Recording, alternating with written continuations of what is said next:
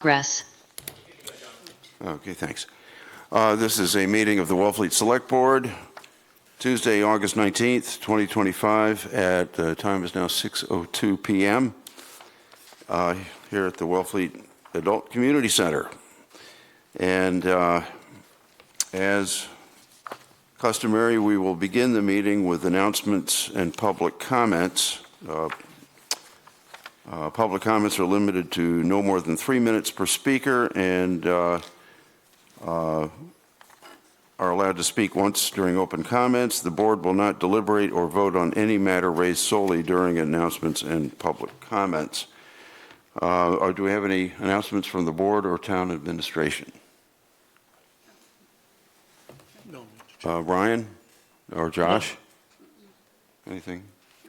Nope, all set. Okay. Next, I have one announcement. Just bear with me for a second.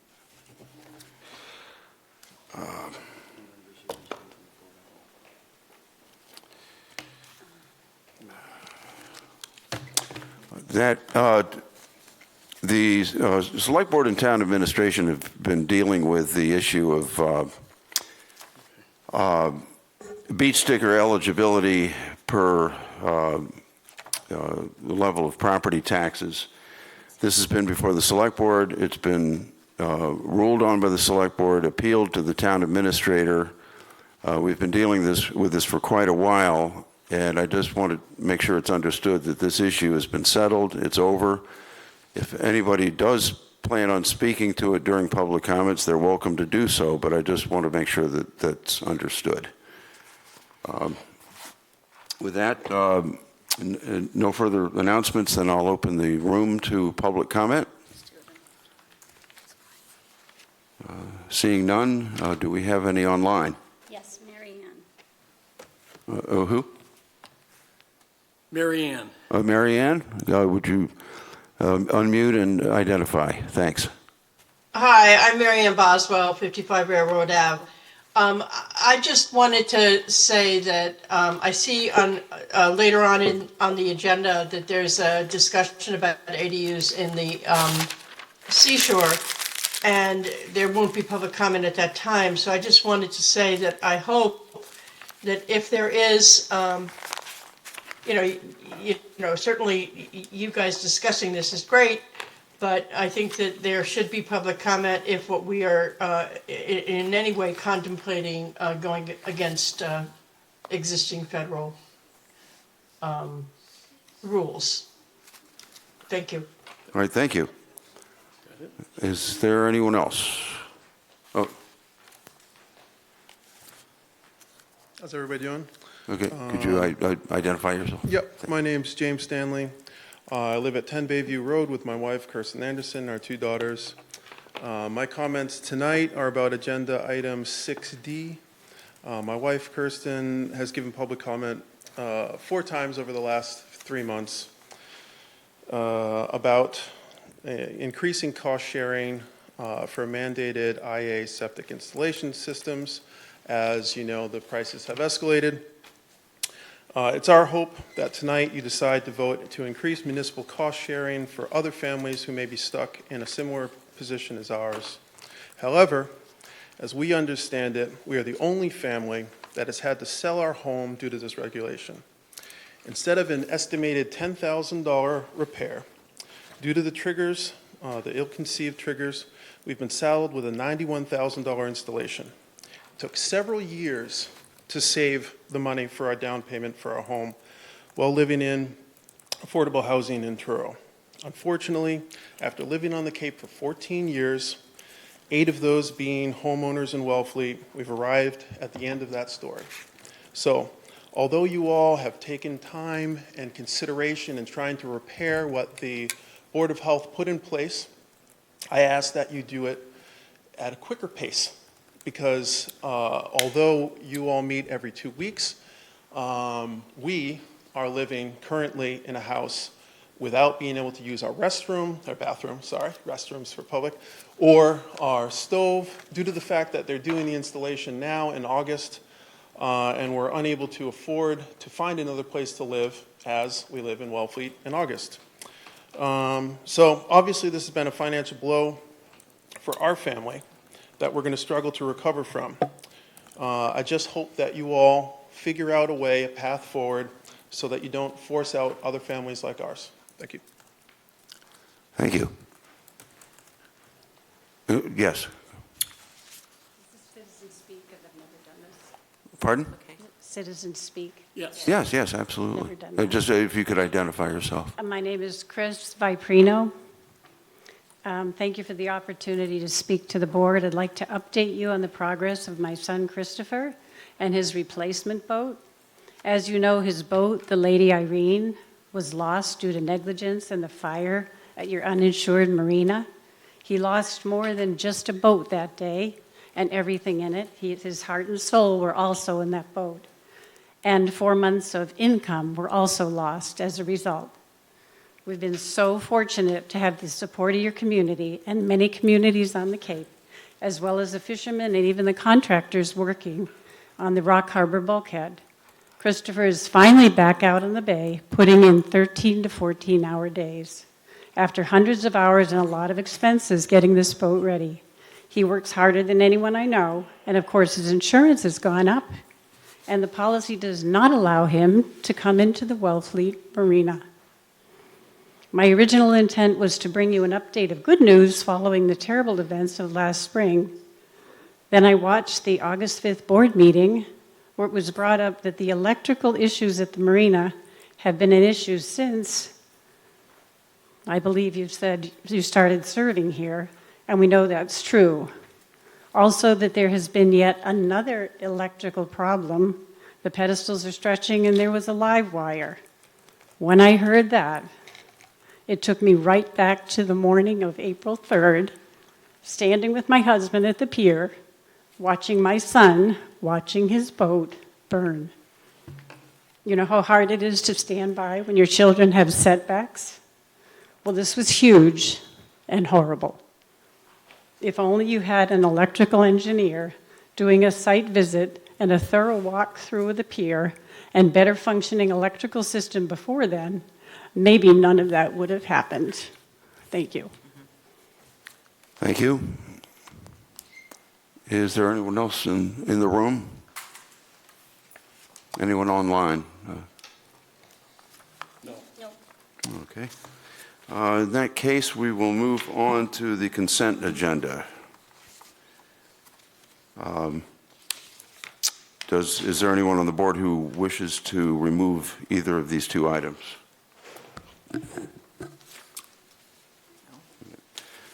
Seeing then, none, I will take a motion. Go ahead. All right. Well, Mr. Chair, I move to approve the following items with no objection. Number one, the use of town property, the use of various town roads for the annual Shuck and Run 5K road race, as requested by Becky Rosenberg. And two is the appointment of Robert Fitzgerald to be appointed as a voting member from an alternate member to the Wellfleet Planning Board for a term of 3 years. Second. Roll call vote. Barbara, aye. Sheila, aye. Josh, aye. Brian, aye. And John, aye. All right, passes 5-0.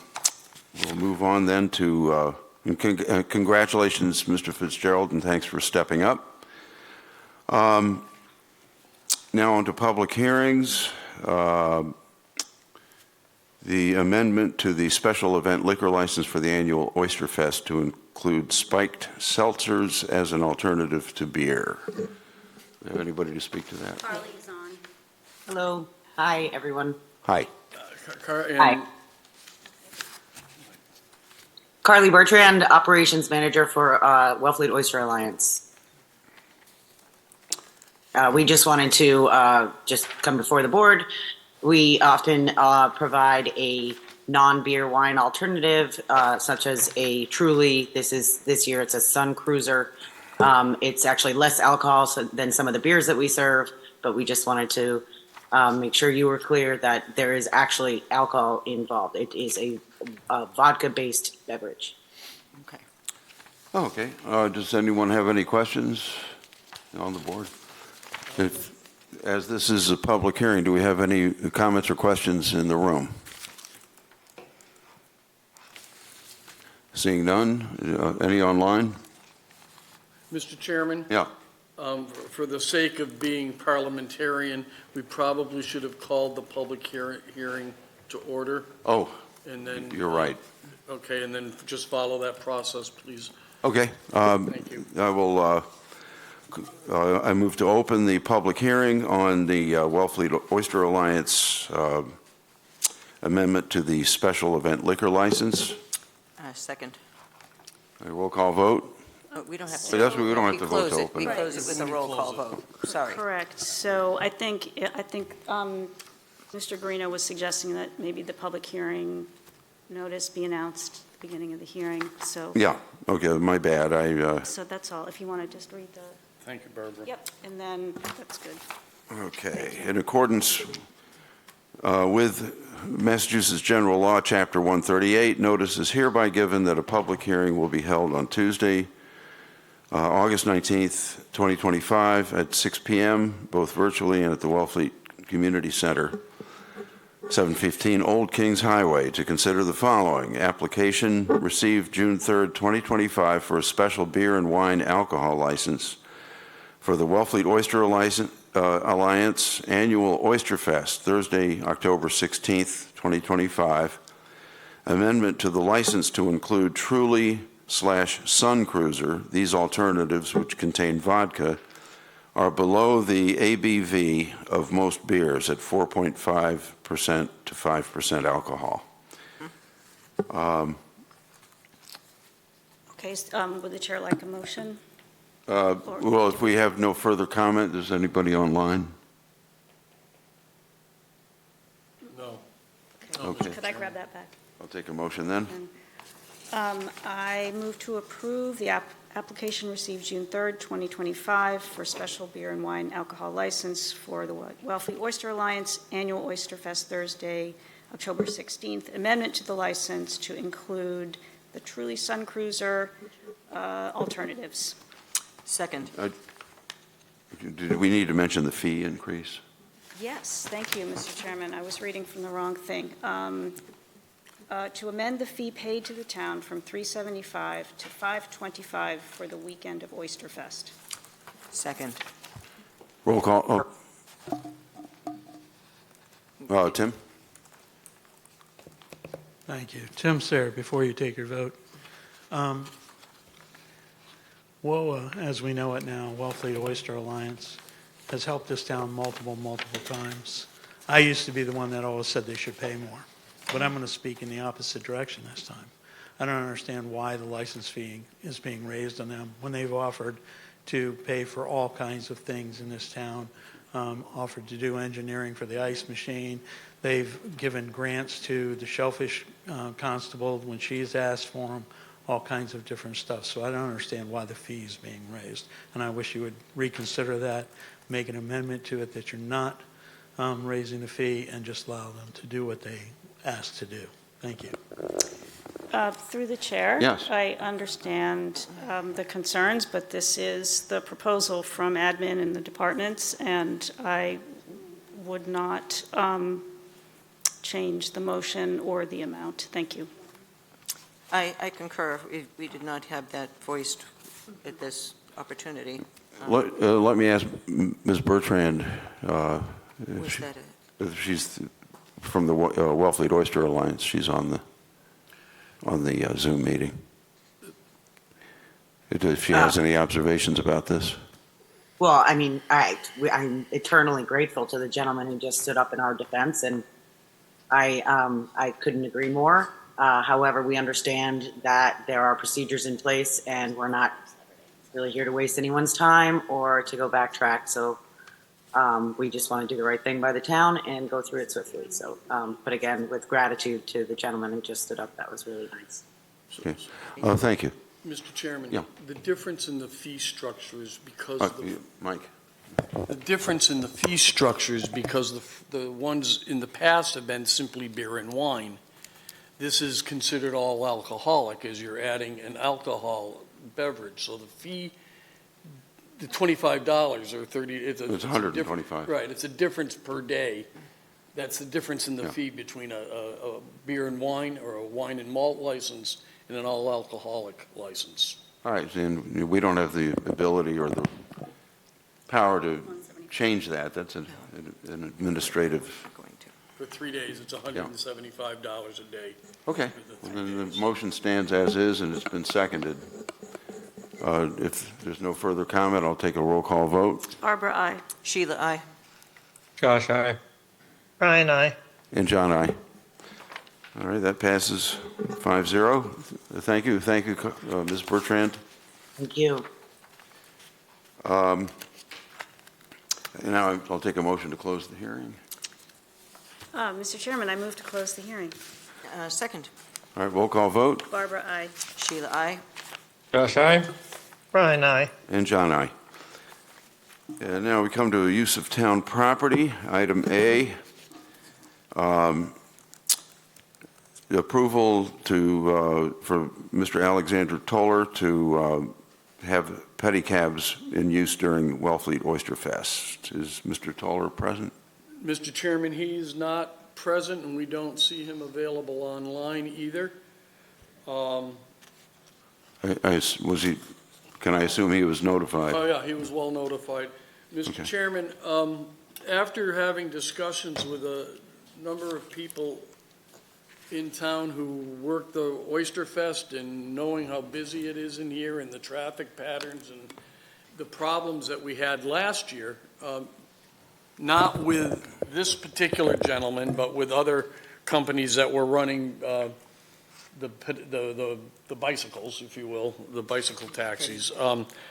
The administration is not recommending that this license be approved for this year. And I think Mr. Picard or others here may be able to speak to it better than I, but I do know Just before it's a public safety Before that, I'll weigh in too.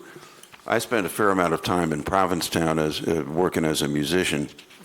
The streets are absolute chaos in Provincetown, in large part as a result of the totally unregulated activities of these pedicabs. I do not personally, this is just my opinion, and it's one vote out of 5, but it's my opinion, I don't want to see them getting a foothold in Wellfleet. We don't need it. We've functioned quite well at Oyster Fest and at all other times without them. In my opinion, they represent a traffic and pedestrian hazard that we just simply don't need. Also, Mr. Chairman, just for the record, the police chief is on record of not supporting this as well. Okay, because Okay. there was a note that he was questioning it. Mr. Picard? Hi, thank you. I'm representing WO. That's, I do the logistics for the majority of the parking and infrastructure. And last year, we just didn't have any cooperation from them. I'm not saying that these people this year would be different, or maybe, I don't know. But there just isn't room. We do not have the real estate during Oyster Fest for something of that size to cut between automobiles, because it's not the full width. So when they're on Commercial Street, they go around everything. Somebody's going to get hurt. And it just doesn't play well with what we're trying to do. I mean, you know, to get people to the fest, we go to great lengths making buses. I mean, we've had lots of infrastructure through the police department, the fire department, and all the public safeties to make sure we can get the people in and out. And this one doesn't go or fit to anything that we've ever done. Last year was not great. I'm going to say it was horrible, but I'm going to stop there because, you know, it may not be the same people applying. But I would prefer or hope that you would at least not allow them. Thank you. Does anyone else on the board have a comment? Mr. Chair, Yes, Josh. this is just more of a procedural administrative comment, but this is the first time I've seen a use of town property application when the department heads sign off. It says questions from Chief LaRocco and questions from Suzanne, the Community Services Director, but there's no context what those questions were. In the future, if those do exist, it would be appreciated if those questions or concerns were included in the packets so that we could review before the meeting. Thank you. All right, thank you. That's a good point. Okay. So through the chair, Yes. I take the advice and the comment that's given, but I just wonder, I mean, the fire chief and DPW said it was okay, so I would just like to note that it isn't a unanimous opinion among town departments that this is unworkable. So I would just ask the board members to consider that. Yeah, well, I'll just observe that it's primarily the police department that, better silence that before that happens to me. Yeah. That it's the police department that's most likely going to be directly involved with issues concerning the pedicabs. The fire department would would certainly be involved if there's an injury involving them, and they've certainly had them in Provincetown. I've personally seen it, and we don't need it. So anyway, I would definitely give some weight to the police department's view and to the Wellfleet Oyster Association's views on it. So having said that, if there's any other comment from the board or observations, otherwise I'll take a motion.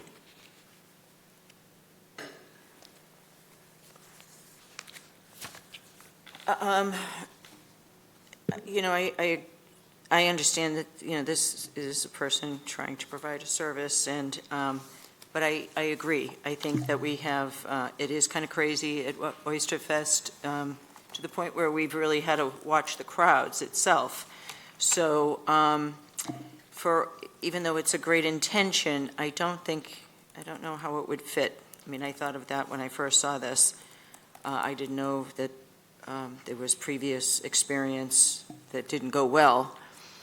So I will defer to the police chief in his comments, and I would move to disapprove the application by Alexandra Toller with regret, but in his motion to provide services to patrons during the Oktoberfest. You know, I do have a procedural question, because the proposed motion is to approve, so would we propose to approve it and then take our vote, or? So through the chair, Yeah. it could go either way. Okay. The motion is proposed, but. But this is the motion that we're coming to after Correct, so discussion. it's proper. So, Okay, It's proper, and I will second that motion. all right. In that case, just to make it clear to the rest of the board, that a yes vote would mean to not allow correct. the, We are disapproving the application. okay, then I'm ready for a roll call vote. Aye. Sheila, aye. Josh, aye. Brian, aye. And John, aye. Okay, the Sorry, Alexander. motion to not approve pedicabs at Oyster Fest passes 5-0. Yep. Mr. Chair, I believe in the future, we may just want to say motion to deny. Might just be a simpler way to. Thank you. Okay, thanks. All right, now we get to board and committee appointments and updates. Item A, this is to be appointed to the, for Mr. Michael DeVasto to be appointed to the Wellfleet Board of Health.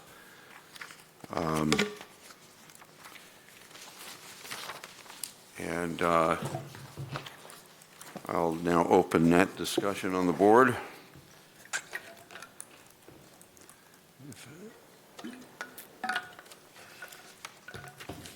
Mr. Chairman, Yeah. may I start with a question? Mike, welcome. Can you tell me why you wish to be appointed to the Board of Health? Well, I think I can bring some of my experience from being on this board for 6 years, on the select board for 6 years, and also working with the Targeted Watershed Management Plan, how that's evolved over time. But also, you know, working in the State Shellfish Advisory Panel as a multi-stakeholder organization. It involves DEP, Department of Public Health, Mass DMF, Coastal Zone Management, and the way that that functions as a sort of coordinated group. And one of the things that I think has been lacking in the process is just overall communication between two entities that have a sort of cross jurisdiction. right? So the Board of Health has jurisdiction over public health and to regulate septic systems, but the town has jurisdiction over a targeted watershed management plan and a watershed permit, which has to be approved by the Select Board, and the implementation has to be approved by the Select Board. And so when there's cross jurisdiction or overlap, it takes more than just communication, but coordination, like a coordinated strategic approach. And I hope that I can sort of bring that sort of experience to the table of having done that before. I've been in touch with several health agents and wastewater directors throughout Cape Cod and nitrogen-sensitive areas. I've done extensive research into watershed permit processing and Title V septic regulations. I have basically, over the last couple of weeks, amended the previous 2017 regulations to propose to the Board of Health, which would essentially bring the regulations back, but also allow us to keep making progress towards the watershed permit. So the idea there is to require any new systems to go in the ground to be submitted with a retrofit-ready design.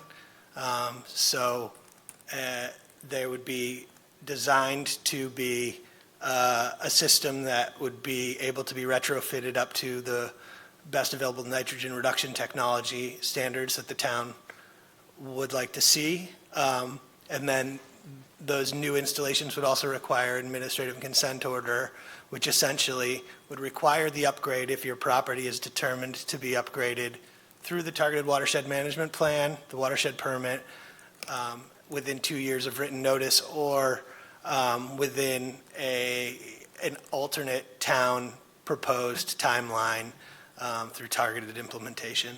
So I think I sort of have a good idea of where we can go if the Board of Health sees it that way, and I think I could make positive contributions onto that board. I have a question. Yes, Is it okay if the town administrator asks the former select board member a question? certainly. Beyond wastewater, there's a lot that the Board of Health has legal jurisdiction over or administrative oversight over. Yep. How will you work with the board members to address those things as well? So primarily, the Board of Health deals with, farm animals. They do all that sort of stuff. So I have familiarity with that and farm operations, animal husbandry. The tobacco regulations generally come from the state, and usually towns don't go more restrictive than the state. Basically, the job of being a Board of Health member is quasi-judicial. So, I'm somebody who really does my homework and spends the time to get the background on things, but ultimately it's making decisions within the framework of the regulations that are in place, and state regulations, and then any more restrictive regulations from the town. So I've been through the entire health regulations, wellhead protection regulations, nitrogen sensitive area regulations. So I feel confident that I'll be able to adapt to that and ask questions where needed and make decisions that are sound and based on a finding of fact. Thank you. Okay, Sheila? Yes, it's been brought to my attention that the person that we recently appointed to the board, I believe her name is Casey Schmidt, is, and she presented herself as a social work background and, discussed how she would, I asked her what she thought she could bring as a social worker, and she was talking about mental health issues and, that type of discussion when it came up, and that sounded reasonable, but I've since been told, and I'm not sure if it's true, that she works for you. She does. Casey helps us part-time on the farm. I did call the Ethics Commission prior to getting ready, and I asked them is there a conflict of interest in serving on the same board, or an appearance of conflict of interest? What type of disclosure would I need to fill out? And the lawyer of the day told me that there is no conflict of interest, nor is there an appearance of conflict of interest in this matter, because we don't work under the Board of Health. And I asked him if I should still submit a 23B3, which is the appearance of conflict of interest. He said not to do that, but that I could disclose it in this meeting, and that was my intent. So Casey primarily is a social worker, and she works for us on a very limited part-time basis, mostly just to be active and outside and not, well, I don't want to speak for Casey, but but it's not a full-time job. But even if it were, there's no restrictions on people who have personal relationships of that nature from serving on the same board. That said, if something were to come up that would present a conflict of interest, then I would recuse myself, and I would expect her to recuse herself on things where there were a conflict of interest, or address any ethics concerns appropriately. Thank you. I have one concern I'd like to mention. I was going to mention, Sheila beat me to it. But Well, you guys both beat me to it, because my intention was to disclose that tonight, just this evening. And It has been. I was going to fill out the 23B3, but he told me not to do that because it's not an appropriate form to fill out. The concern I have, and I'd finally gotten around to listening to part of the a recent Board of Health meeting, and it was felt by many, and I can see why, having listened to it, that you really kind of monopolized the meeting. And I would like to think that going forward, and this has been a problem on a couple of other boards too, where people have felt that they were kind of shunted aside and not really being listened to. So I'd like to think that that won't be an issue going forward. I'm not, the last meeting, I'm not sure if it was the last one or the one before that. It was when all of the people were on the full board?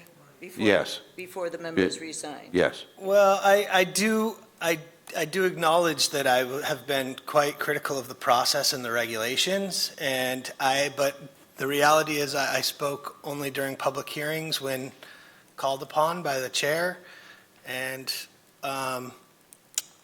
only during public comments. So at any time, the chair could have said, that's enough out of you. Well, that's true. And I remember that meeting. And, That was the meeting I came up to, and I think he tried, but you're very passionate in your feeling about this, and that is not a criticism. yeah, But I do hope that, you're even presenting that you have certain proposals you'd like to bring before, whether you're on this board or not, you're going to be bringing these proposals forward. And if people don't agree with you on that board, I would like to think that how would you be able to handle that, especially if one of them is your employee? well, I mean, I think I would handle it the way that I've always handled it, and I've served on this board with everyone, and sometimes things don't go your way, you know what I mean? But you accept the vote, and you accept the will of the board. And, I've spoken to Nick, the former chair, and I thanked him and appreciate his work, and I understand really that everybody who works on behalf of the town on any board and committee is doing what they believe and feel is in the best interest of the town, and we don't always agree on that, but it's always out of respect. For me, it's never personal, and I try not to personalize anything, but it's difficult sometimes when you're criticizing a policy or a regulation, not to feel like it's personal, if you're the one who implemented or proposed that. And I've felt that way on that end as well, so I do know how that feels. But I don't consider myself somebody who is difficult to work with or lacks the sort of knowledge of when to concede an issue. So Okay, Barbara? Yeah, through the chair, to address the last point, I served with Mike for 3 years. I'm completely confident in his ability to state his case, listen to his colleagues, and, observe the chair's directives. Okay. You have public, there's people online. Yeah, I'm aware. All right. But I'm taking comments from the board first. Okay. Are there any further questions or comments from the board or from town administration? None from us. Yes, Mr. Chair. Josh? Thank you, Mr. Chair. First, just want to acknowledge the tremendous amount of positive impact that Mr. DeVasto has had for our town in advocating before the Board of Health. It's hard to speak truth to power sometimes, and he's never stepped down. And I appreciate that other members of our board and our community feel that he might have been a bit overzealous, and I understand that. But as Mr. DeVasto said, it was the Board of Health's meeting, and it was at their prerogative to allow him to speak. He's someone who's done a tremendous amount of homework. He's not just speaking based on opinion, he's doing the research, and he's one of the clear reasons why the tide is turning in this situation that is affecting lots of people in this town in a very adverse way. So I want to applaud Mr. DeVasto for all of his efforts. I think that he's going to do a tremendous job on the Board of Health, and I'm tremendously supportive of him joining. Thank you. Thank you, Josh. Anyone else? I can't see whether Ryan's hand up. One is Kristen. Well, I just want to make sure the board's heard first. No, I don't have anything to add. Pardon? Oh, okay. I don't have anything to add. Okay. In that case, I'll open this up to public comment, and I see Kirsten's hand is up. Hi, thank you. I'm Kirsten Anderson. I live at 10 Bayview Road. I think my husband gave public comment at the beginning, and I just wanted to say that I think it would be really wonderful for the Board of Health to include someone who was born and raised in Wellfleet, who is really committed to both environmental stewardship and being really thoughtful about how environmental stewardship looks in a policy way so that our family, the Stanley family, remains the only family who has had to leave our home because of this policy. Thanks. Thank you. Is there anyone in the room? I think there was somebody else. Tim? Their name. Well, we'll get to Okay, I'm sorry. Good evening, Tim Sayre. I also attended that meeting.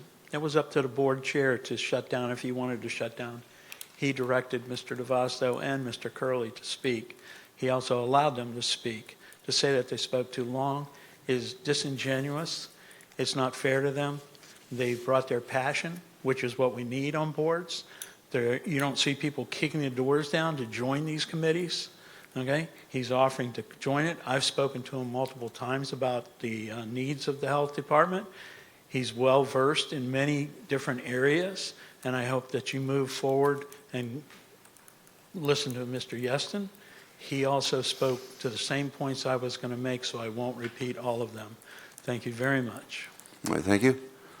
Who has their hand up there? Looks like Helen. Helen?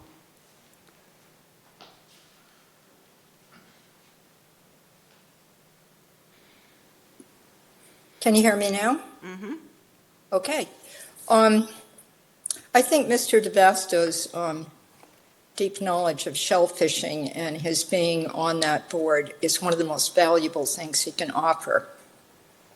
Not just because of the, 208 plan, but because there are so many people who do it, and there are so many septic systems that are affecting their livelihood if things go wrong. That's the first thing I wanted to say. We all have to manage how we speak in public and hope that we're heard and listen to others, and we all know that. And I trust Mike, Mr. DeVasto, to be supple about that. The thing that I'd like to highlight, however, is that we are about to go through a reset in dealing with this whole question of how to address the wastewater going into the watershed, going into the harbor and the ponds. We're going to get a new health agent. And the existing department, how shall I put this? I think that a reset for everybody going back to square one and listening to everything that everybody has to say, including staff, is one of the most important things that could happen. We have an extraordinary employee, Gary Locke, who's the person who deals, he specializes in the septic systems, part of the Board of Health.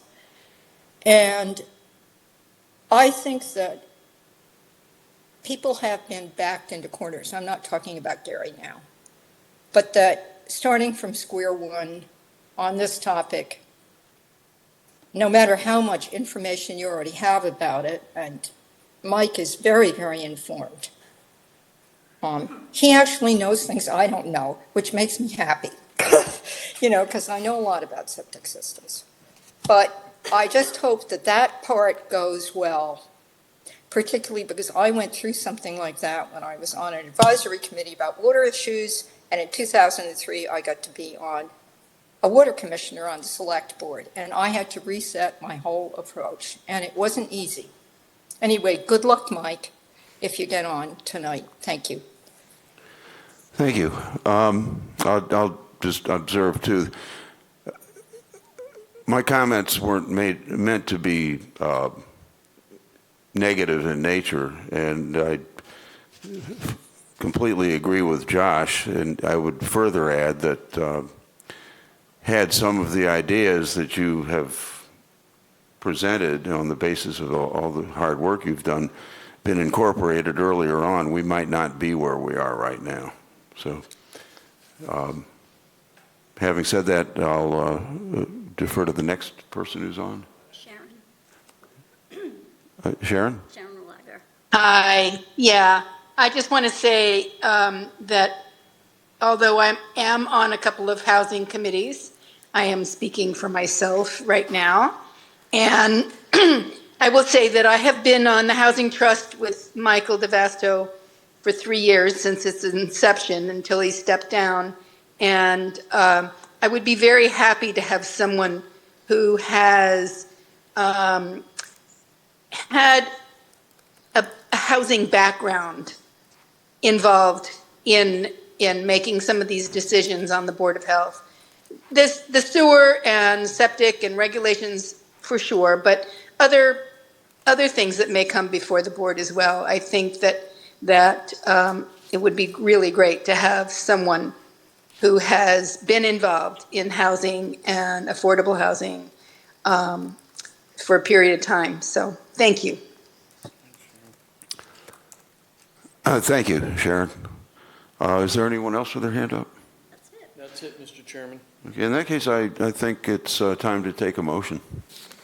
Mr. Chairman, I move to appoint Michael DeVasto to the Wellfleet Board of Health as a voting member for a term of 3 years to be sworn in by the town clerk before voting at a meeting. It's a term of less than 3 years because it's the finish. I was going to ask, what is It's the partial? Nick's term.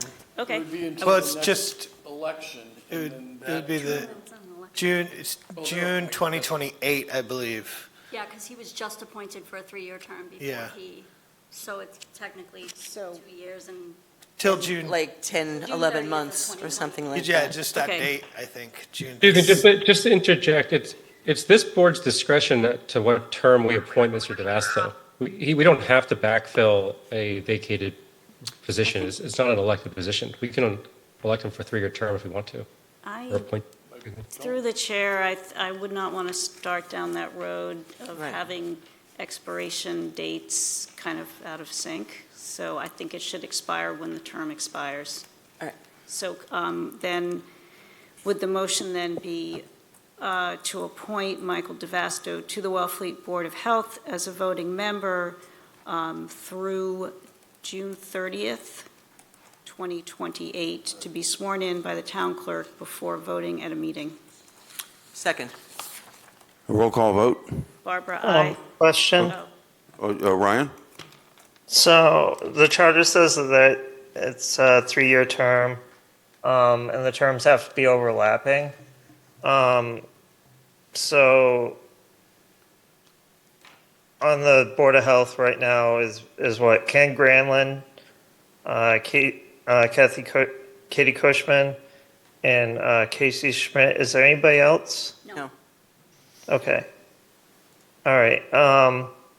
So Katie Cushman's and Casey's expire June 30th, 2028, or 2028.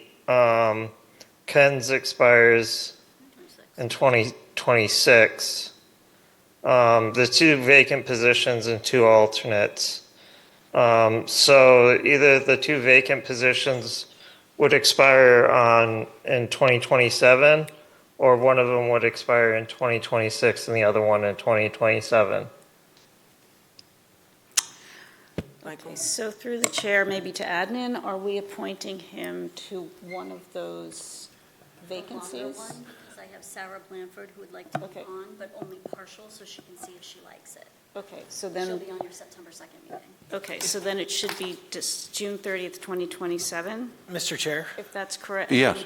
I did notice, and it might make sense to have one board member alternate because it goes 3-2. So if you wanted to appoint me for 2 years, I'd be perfectly fine with that. And that would be a 2027, and that would be in between the other Okay. vacancies. So there is more of an overlap.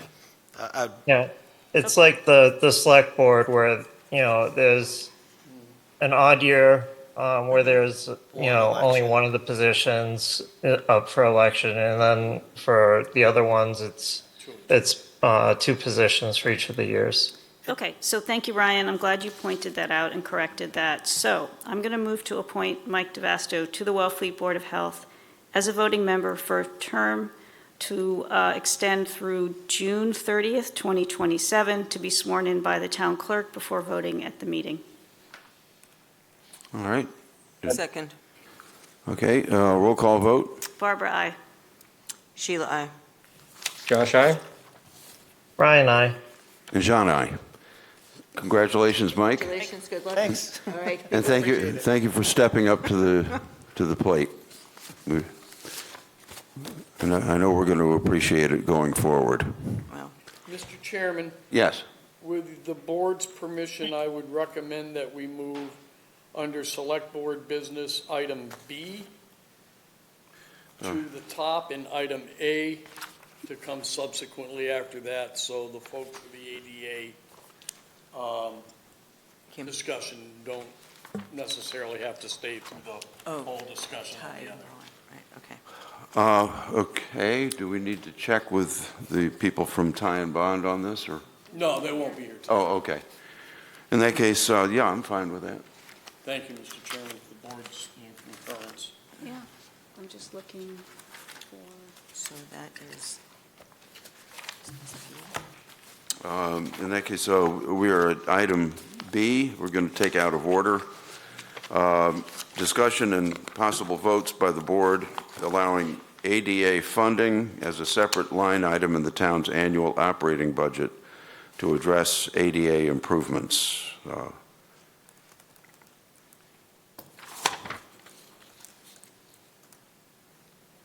Do we have George is here. Mr. Harris? Oh, there you are. Okay. this is George. You can go to the table. Okay.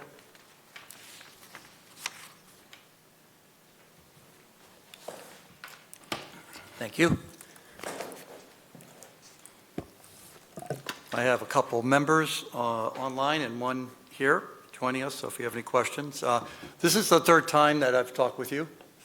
My favorite topic, ADA. Most recently, it was to review the results of the IHCD report. And if you recall, they looked at many different facilities within the town. This facility, the elementary school, town hall, police station. And what they found was that the town needs to make some improvements to become ADA compliant.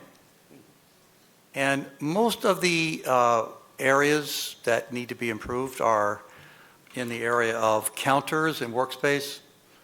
Too short. I'm not going to get to any of the details, but the counters are too short or too high for people to access. Some interior spaces are hard for people to move around, like in the library.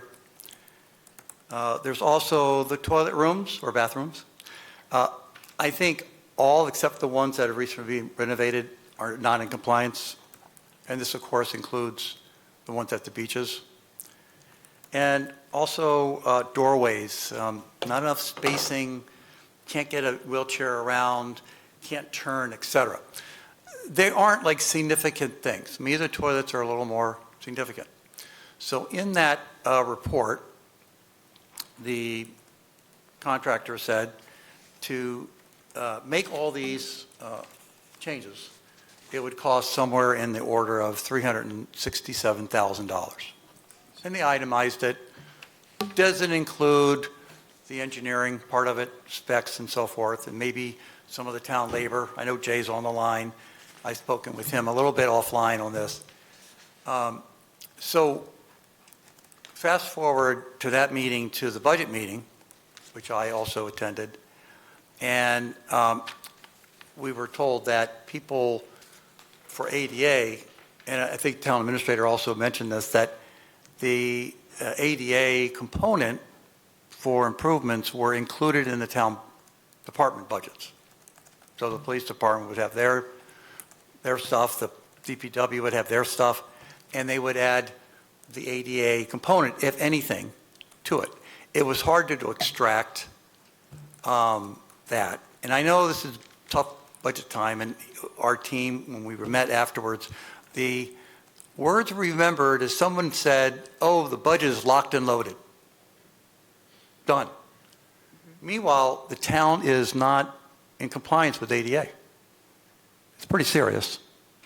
And just one other fact, 18% of the population of Wellfleet in the 2020 census said they had a handicap. What kind of handicap? Not just wheelchairs. You know, they have vision, they have hearing. And so I'm not complaining about it. All we're saying with our team is that we would like to have an opportunity that every budget cycle that the select board and the budget committee have a line item for ADA improvements and renovations. We have a lot to choose from. I could go through the whole list, $367,000 of it, and we'll just whittle it down. Next year, let's whittle it down. What do we need to do? Now, having said that, we did submit a grant application to the Mass COD, Council on Disability, to try to cover the ADA renovations at the elementary school. So what's going on there? Ramps are not in the right location. Exterior places are not able to get to, kids can't get to. The toilet rooms are not appropriate. The water fountain's not appropriate. They're not up to ADA standards. So we're trying to get that grant. And we should hear in October about that. So there might be some funding there. All we're saying is let's have a voice for ADA improvements and renovations every budget cycle. And you know what? At the end of the day, when the 367 or whatever number is taken care of, there'll still be more. Yeah. You could just walk around and see that, you know, and I won't name names, but a place that was actually approved by the select board to open, they have steps. There's no ramp going up into the front door. There's steps there. So I'm just saying that has to be renovated, and maybe that's a separate discussion. But anyway, so what we'd like to offer, or we proposed, is that we would have, that would be a permanent line item in the town's budget, and it would address ADA repairs, renovations, and this assessment that was done in 2024. A question I have is I'm trying to visualize what, on the town meeting warrant, what would this look like in terms of the line item?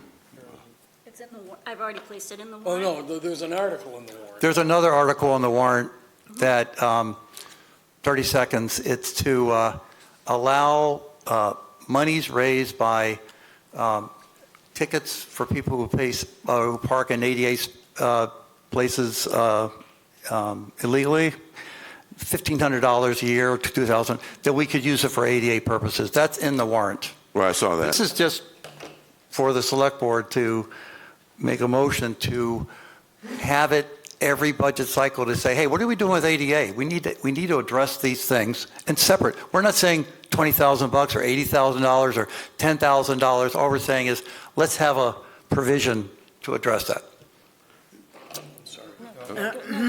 Through the chair, I just want a couple of things.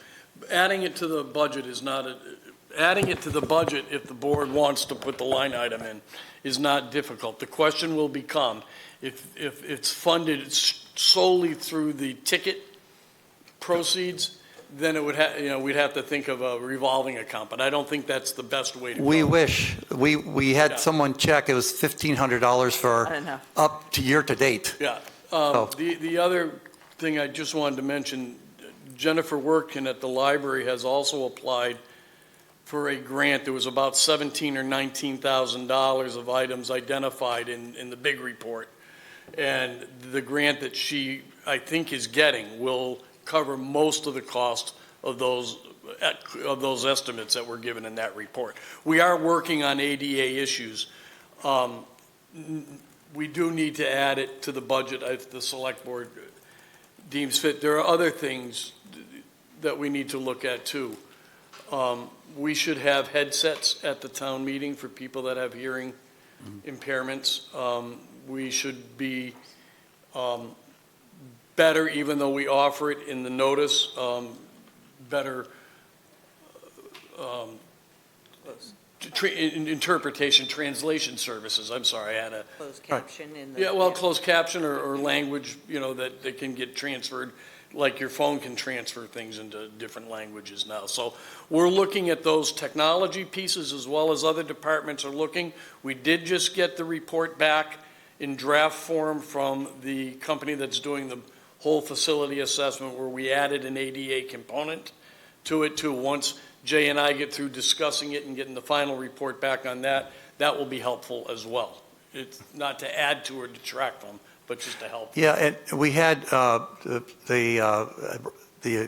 I guess we had a meeting with Ryan Curley joined, and Ryan brought up saying, well, what are we doing on digital accessibility? So we wrote that down and said, okay, that's something we've got to focus on. So it's on our things to do. It's in that report.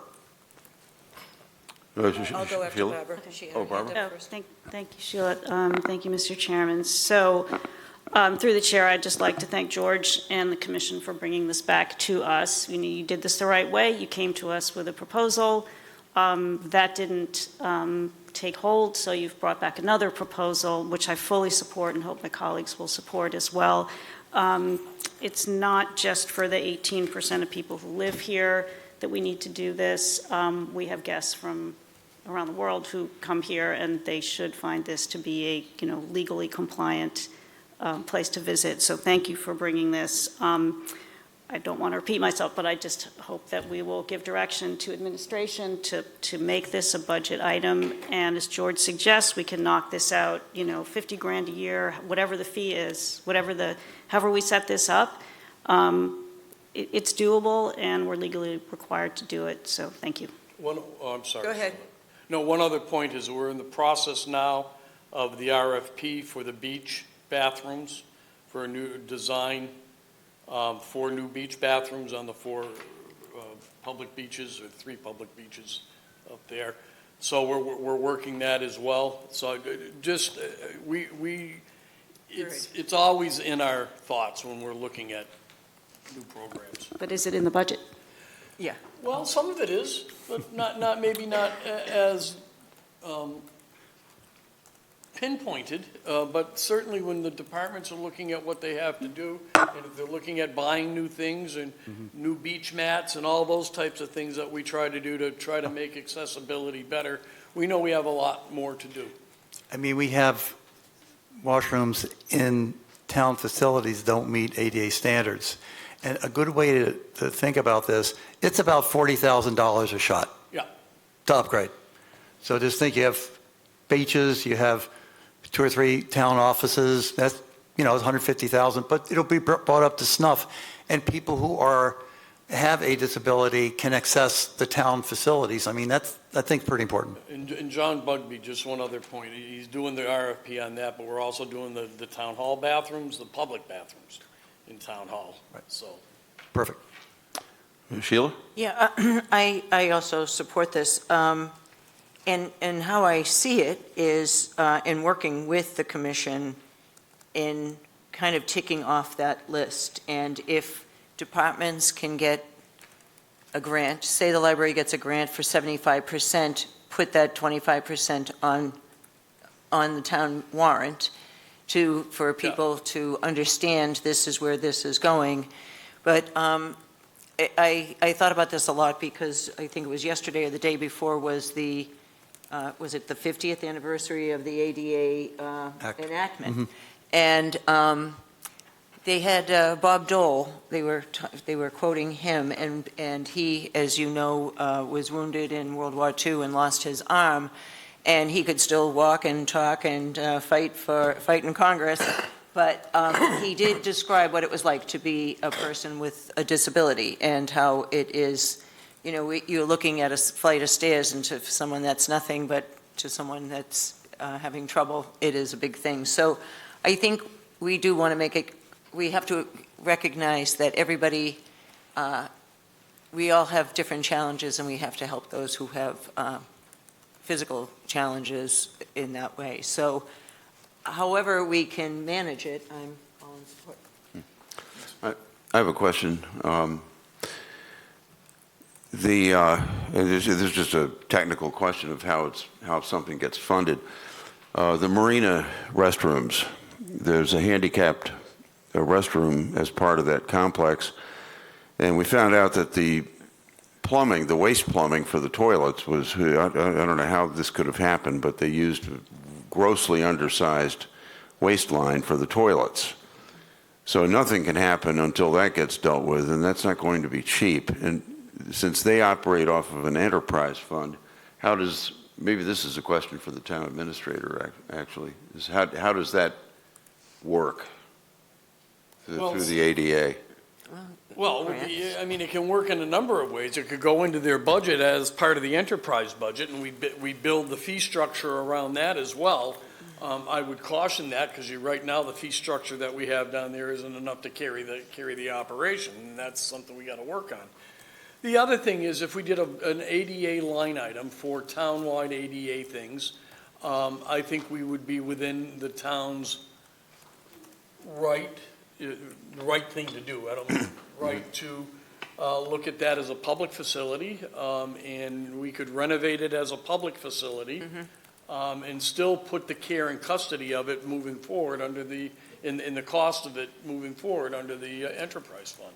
I got you. Okay. We're already underwriting both enterprise funds a little bit anyway, so we can do this. Great. All right. Mr. Chairman, I see that Jay Norton has his hand. Oh, Jay.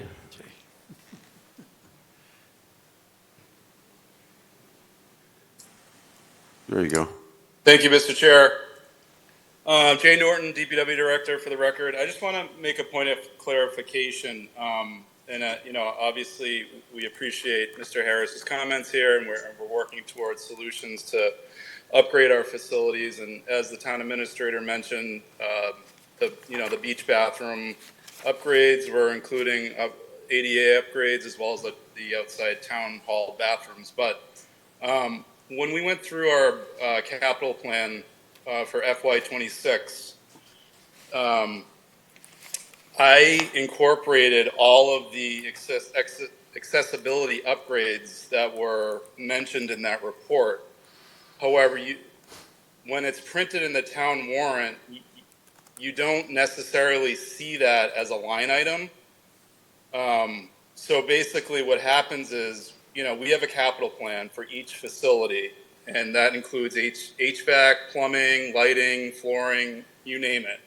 And one of the line items is accessibility upgrades. So what I did was include the costs that were incorporated in that report and extended those out kind of phase it out in a multi-year effort.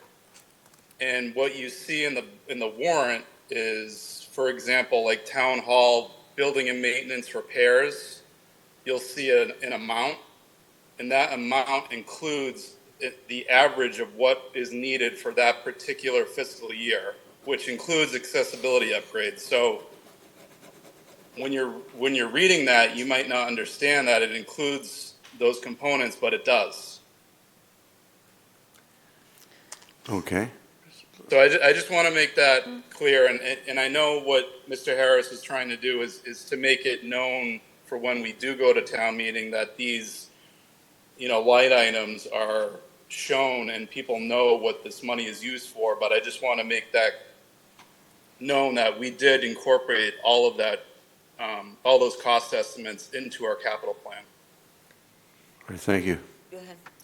Yeah, but through the chair, no, I appreciate that, Jay, and I understand that it's, you've made it sort of built into part of your budget, but I think the idea is to make this a separate line item so that we can track progress on the ADA, we'll just call it the checklist for now, and for the just to be,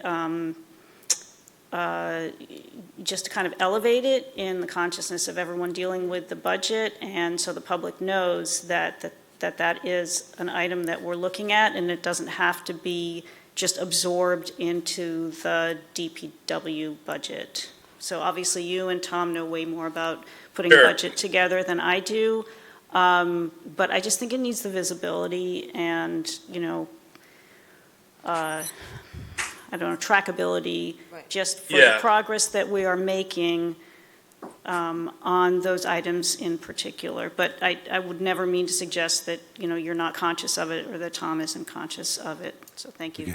Josh has. I just want to make that clear that it certainly was not. Josh has his hand up. Josh, you have your hand up? Thank you, Mr. Chair. And thank you, Mr. Norton, for letting us know that we are incorporating these ADA upgrades and that are deficiencies into the 2026 budget. I guess most things that come before this board are worthy of debate. I think this is one of those rare occurrences where there is no debate necessary. We need to do this. And so I have every full faith and confidence that town administration is going to incorporate these needed upgrades into the capital plans for 2026.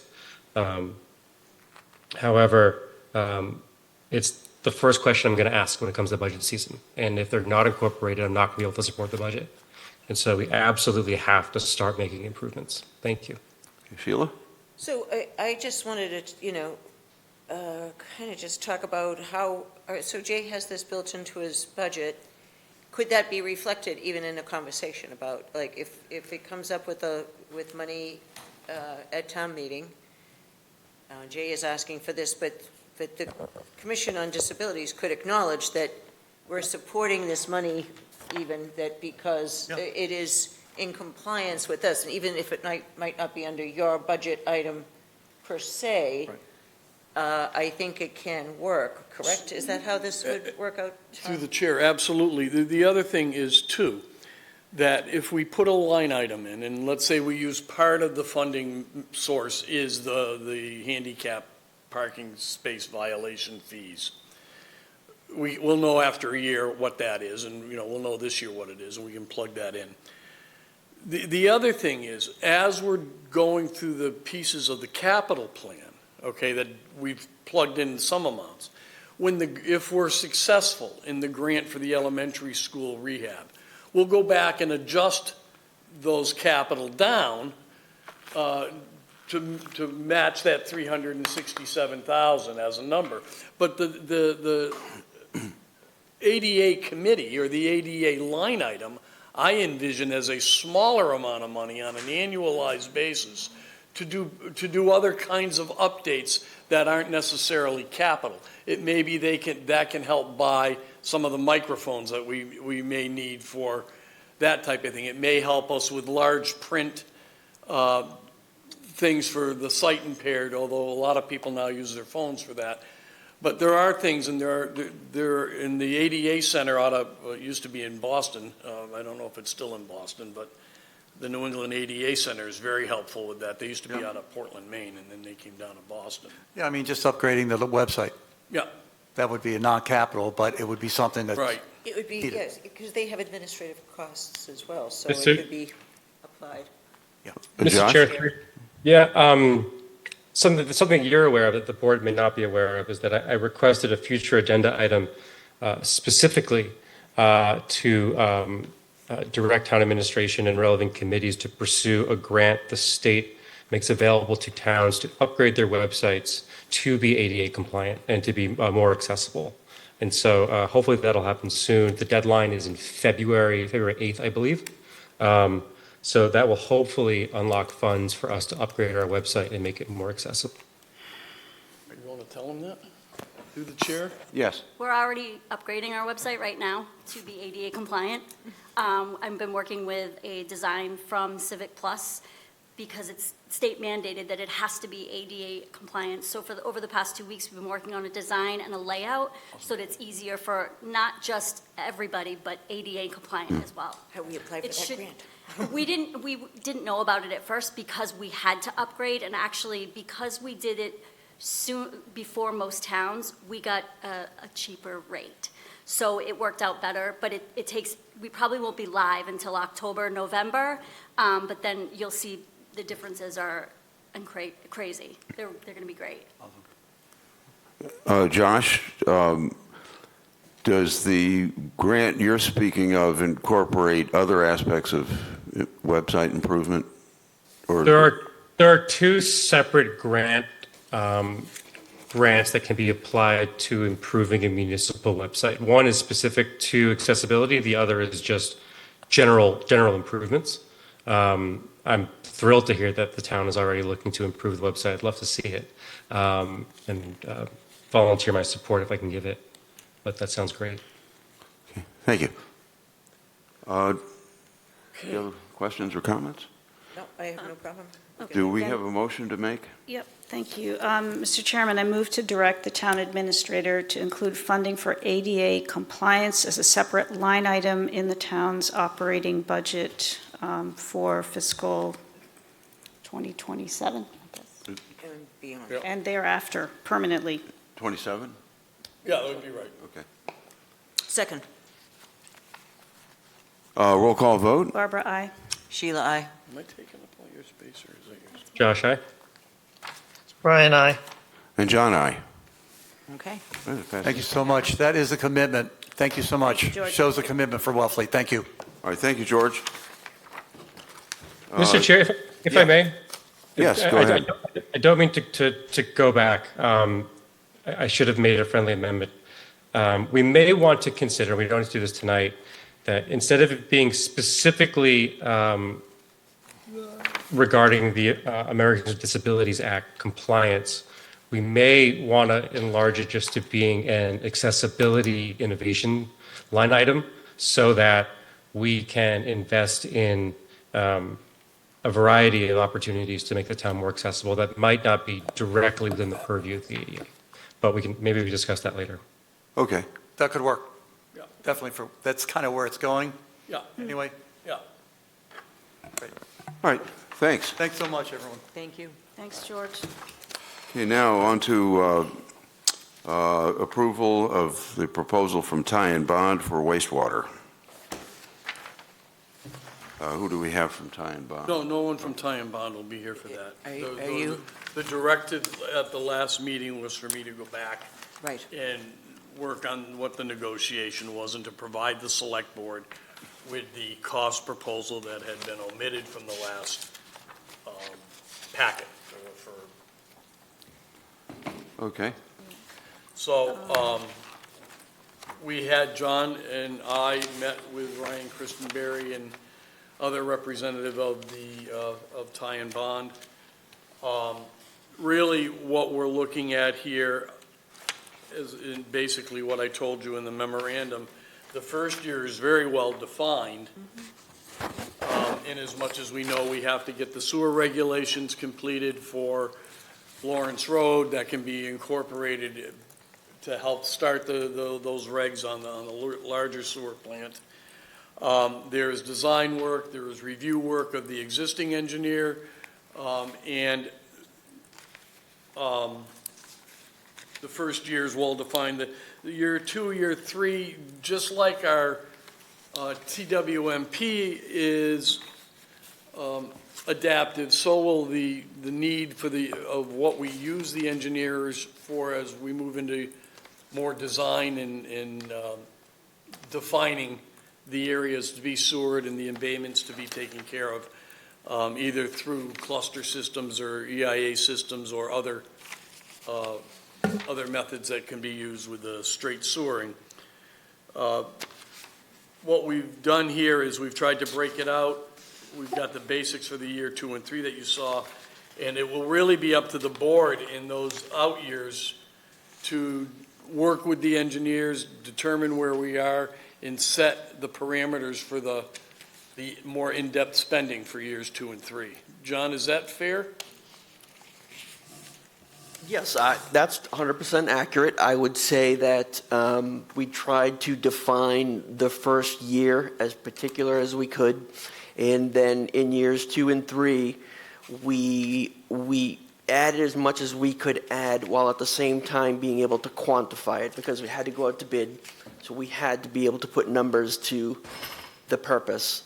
And I think we did that knowing that we're going to have to be flexible as the picture becomes into focus in terms of what we need to do going forward as it relates to wastewater. And costs may vary as years go on.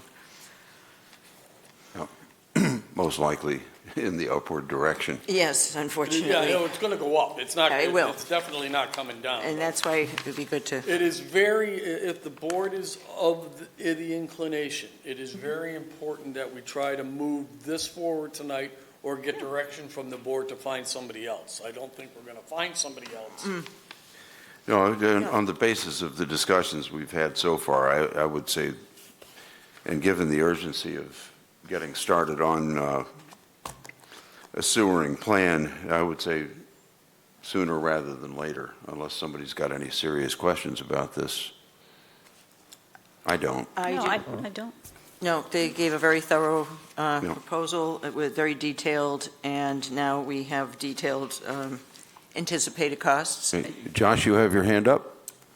Yeah, I just had one question, but before I ask the question, I apologize that I wasn't at last meeting, but I did review, I did watch the meeting and I was very impressed by them, and I read through their entirety of their proposal, which was very thorough and gives me a tremendous amount of confidence that town administration found us the right partner.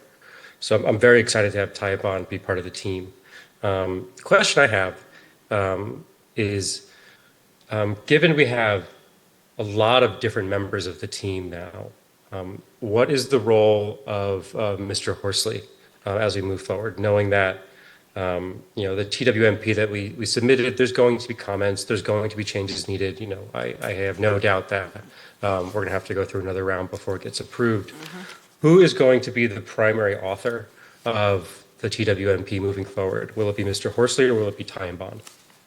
Since the TWMP is going to be coming into the select board's realm, I think there needs to be collaboration with the teams that we've had, but we need to move toward Ty Bond being our sole advisor as we go into the larger wastewater planning process. That would be my recommendation to the board. Certainly no shade on Mr. Horsley. He's fantastic. He's done wonderful work, and we want to keep him as an advisor as well. But I do think we know what the EIAs are. We know about what they're going to cost. We have an estimate of how many, and I think that's going to change as the board looks at the sewer district. So I see us moving into Ty Bond as being our primary, with GHD doing the work that they're doing.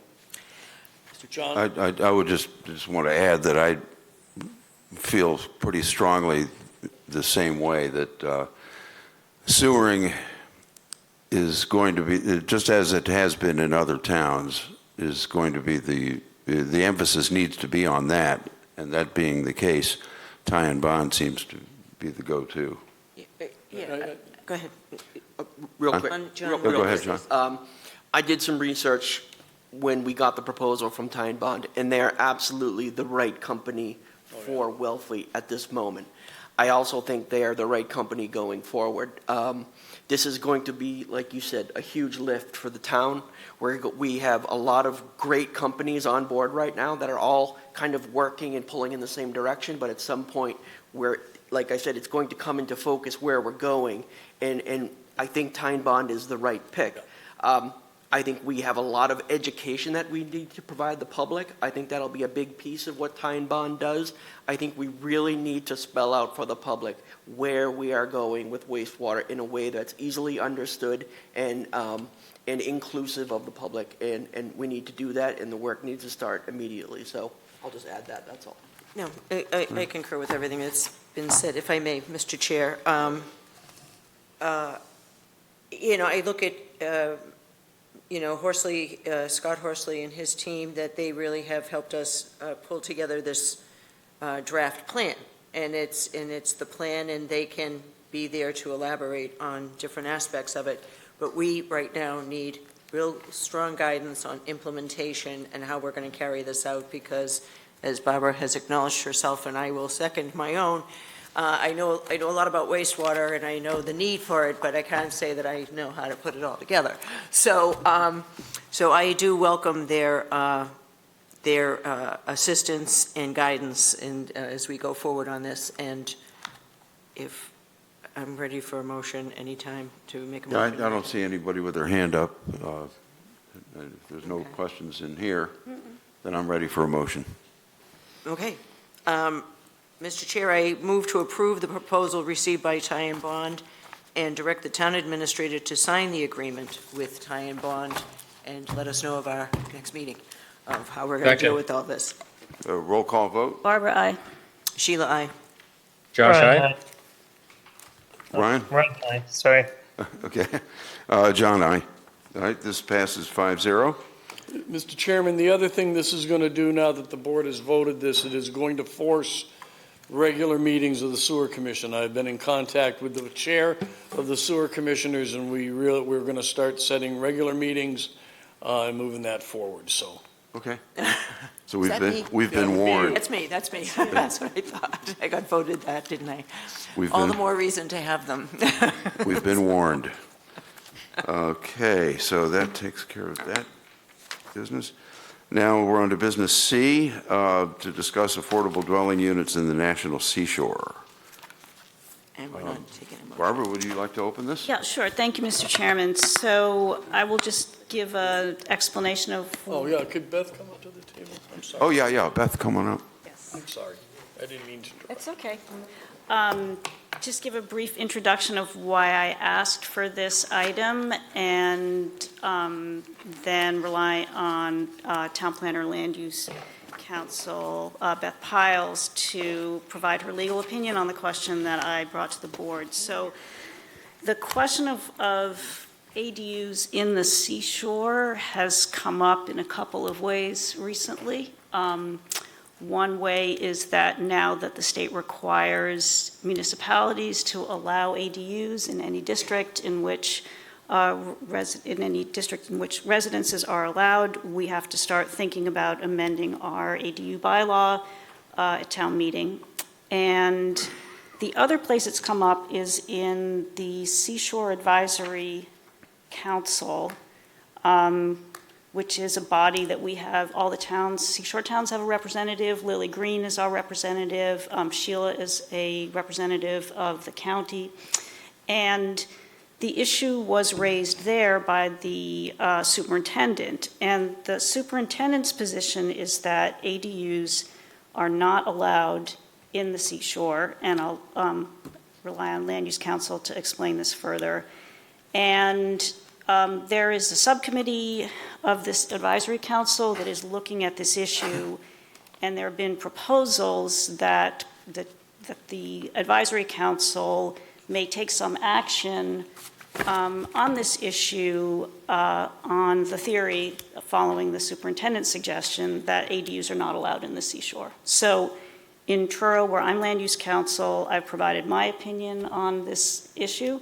My opinion is that they are allowed in the Seashore District for reasons that will be a matter of discussion, but, you know, I'm just one person on this board, so I brought it to the board, and we got a vote to request an opinion of Land Use Council on the question of the legality of ADUs in the seashore, and so unless the town administrator has any comment, would just turn it over to Land Use Council to provide her opinion on this, which, you know, I would follow as we do town council. And thank you, Beth. Beth? Mr. Chair, could I give a little bit more background to that, since I'm on that board, and how this really did come up on, when the Affordable Homes Act was enacted, was put into law, the one thing that the National Seashore team noticed, that it didn't specifically exempt the National Seashore. And in going to the Lieutenant Governor, we happened to be at the Mass Municipal Association, and all of the different select boards met with her for a discussion, and I brought this up, and she was concerned that that was left out. And since they have specified in their regulation that this does not supersede federal law, federal designation, and so really the conversation came up in order to somehow establish a protection for the National Seashore, so that there wouldn't be ADUs. And we happen to have more dwellings within the National Seashore than other towns. I know that Truro is pushing for this. I don't see anybody here pushing for it other than Barbara bringing this up. And to me, the discussion should be more of how can we put more protection around the National Seashore, because I look at our park system under threat in general. There's people wanting to get into the national parks in the west to do oil development, which could happen tomorrow. And all they need is a precedent. And I'm just going to state this now. I don't want to be the town that gives the precedent for further development in national parks that have been established and set aside for future generations. I mean, these parks belong to us, all of us as people. And I'm more on the side of further protection as opposed to allowing this. So that is how it sort of came up, was in essence to try to get more support for further protection, but it veered off because there's people with their own interests and desires, and so we've asked Beth. So Beth. Yeah, well, Beth, So I'm just setting it up in a different. I'm just telling the whole sort of story of how this came up. It wasn't if the National Seashore. This is a position they're not for, and the state did clarify that it is not included. It is not to be included. However, there's a difference of opinion, and here we are to discuss that. Okay, so, Mr. Chairman, could I just make one brief comment? I'll keep it short, okay. Which is this issue existed before the Affordable Homes Act, so it's not, my request for an opinion was not strictly based on the discussion at the Seashore Advisory Council, and, you know, frankly, this is a question of legal advice we need from council, not simply what my preference is or another member's preference. So I would just hope we can focus on the legal question here. with that in mind, I see that, Ryan, your hand is up, and I'm wondering if, can this wait until after Land Use Council is presented? Yeah, we can. I'll wait for Land Use Council. Okay, thanks. Beth? Thank you, John. Can you hear me okay? Yeah. Okay. Just make sure you use the mic. Yes, I think it's on. Yeah. Oh, there we go. That's better. So it is my opinion that municipalities within the Commonwealth must abide by the state law, period. That was passed in February of this year. There is a protected ADU use bylaw that we must abide by. So regardless, I don't believe there's a conflict with the federal law. Prior to this or since the state law was passed, the federal law says that, residential uses of improved property are allowed and anything customarily incidental to that, including accessory uses. It does not exclude accessory dwelling units. It does list a number of accessory uses, but it says including but not limited to. So an accessory dwelling unit, in my reading, would be allowed. However, speaking specifically for Wellfleet, we must abide by the state law, which would allow for a protected use ADU in a single residential family dwelling zoned lot, as long as it meets some reasonable requirements, which include height limitations, setbacks. It would have to meet Board of Health regulations for septic. So it would be an ADU of 900 square feet, or half of, if the maximum size of the dwelling unit was 1,500 square feet, it would be a maximum of 750 square feet. It's 900 square feet or whichever is less. But the municipality, Wellfleet, does have to abide by the state law. And then it comes down to, I don't believe the federal law is, this is in conflict with the federal law. There may be a different opinion from the superintendent, which I fully respect, but that's not specifically set forth in the law.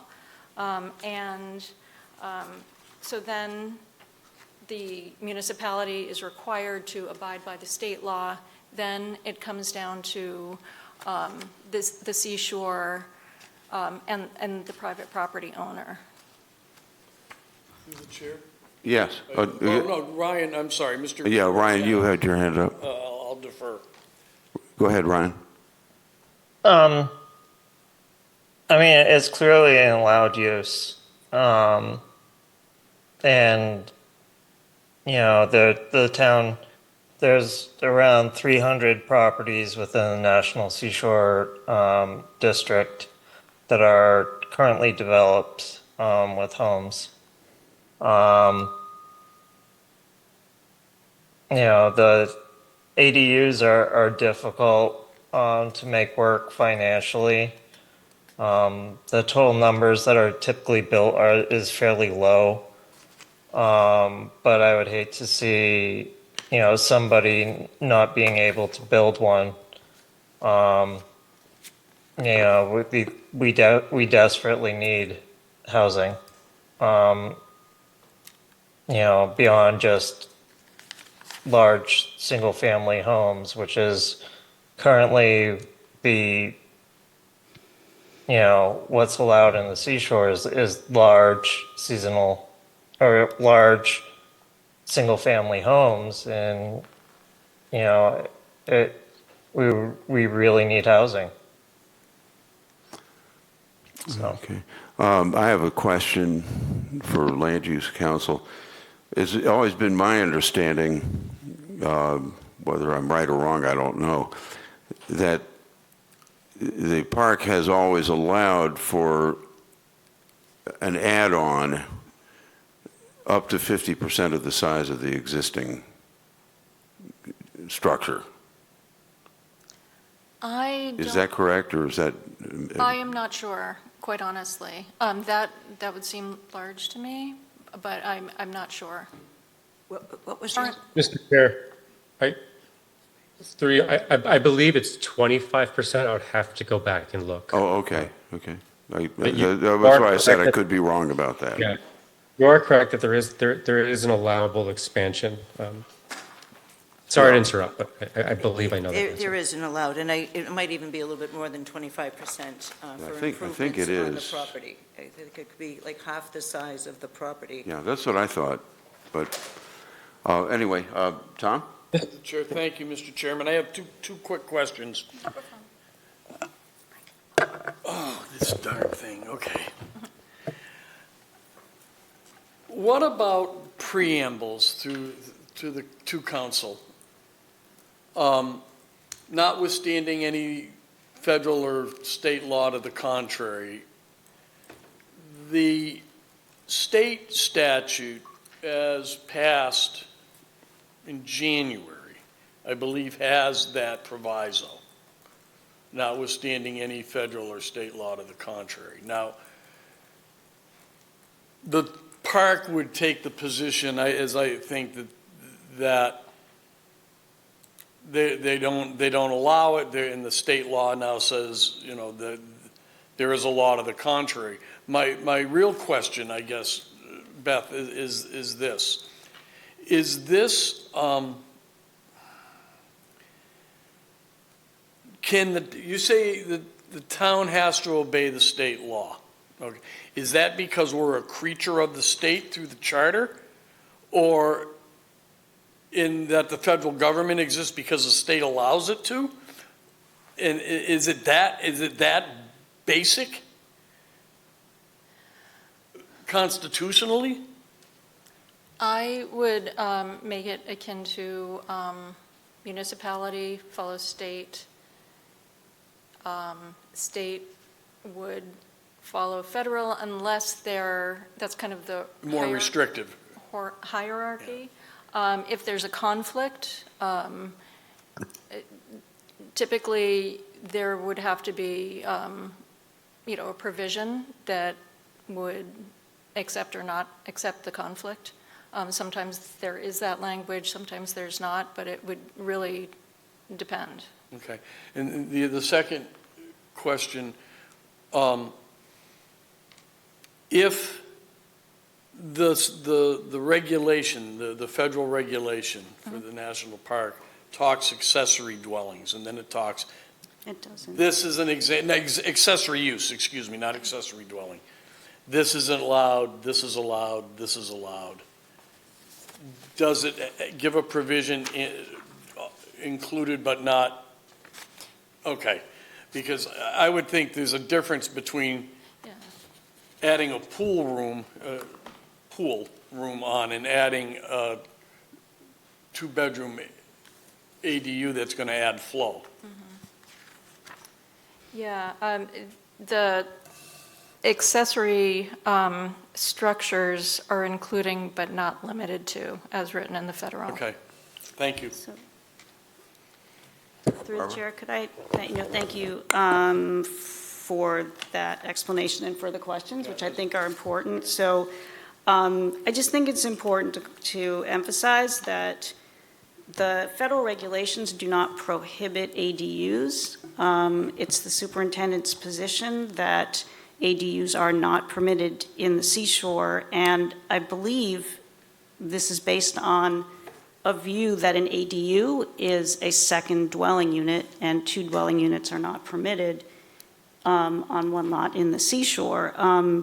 But I think, and I believe Land Use Council pointed this out in the memo, that is not what an ADU is. It is explicitly an accessory dwelling unit. And the seashore regulations do say that accessory structures are permitted as traditional to the seashore communities, customarily incidental to the principal residential use, and do not alter the essential character of the dwelling and premises of a private residence. And, one could imagine an accessory dwelling unit that did not, but as long as the unit does conform to these standards, then it's a permitted use under their own regulations. So that's something that Land Use Council pointed out in her memo, and I just wanted that to be clear. Thank you. Josh, you have your hand up? Yeah. First, I very much want to thank Land Use Council for a really excellent memo. The 4 pages was very easy to understand for a layman like myself. And so one question I had is that it appeared that part of your memo spoke to a larger issue that wasn't specifically just to the National Seashore District, but just to our town's zoning laws in general around ADUs, that they might need to be amended in order to become in full compliance with state law. Was that accurate? And if so, who is currently drafting new zoning regulations to be in compliance so that they can be in before us for town meeting? Through the chair. Yes. So the state law as it stands is in effect regardless of whether we amend our town zoning bylaw or not. But I think it is in the town's best interest, and I would advise that we do amend the bylaw so it is very clear for any property owner what the law states.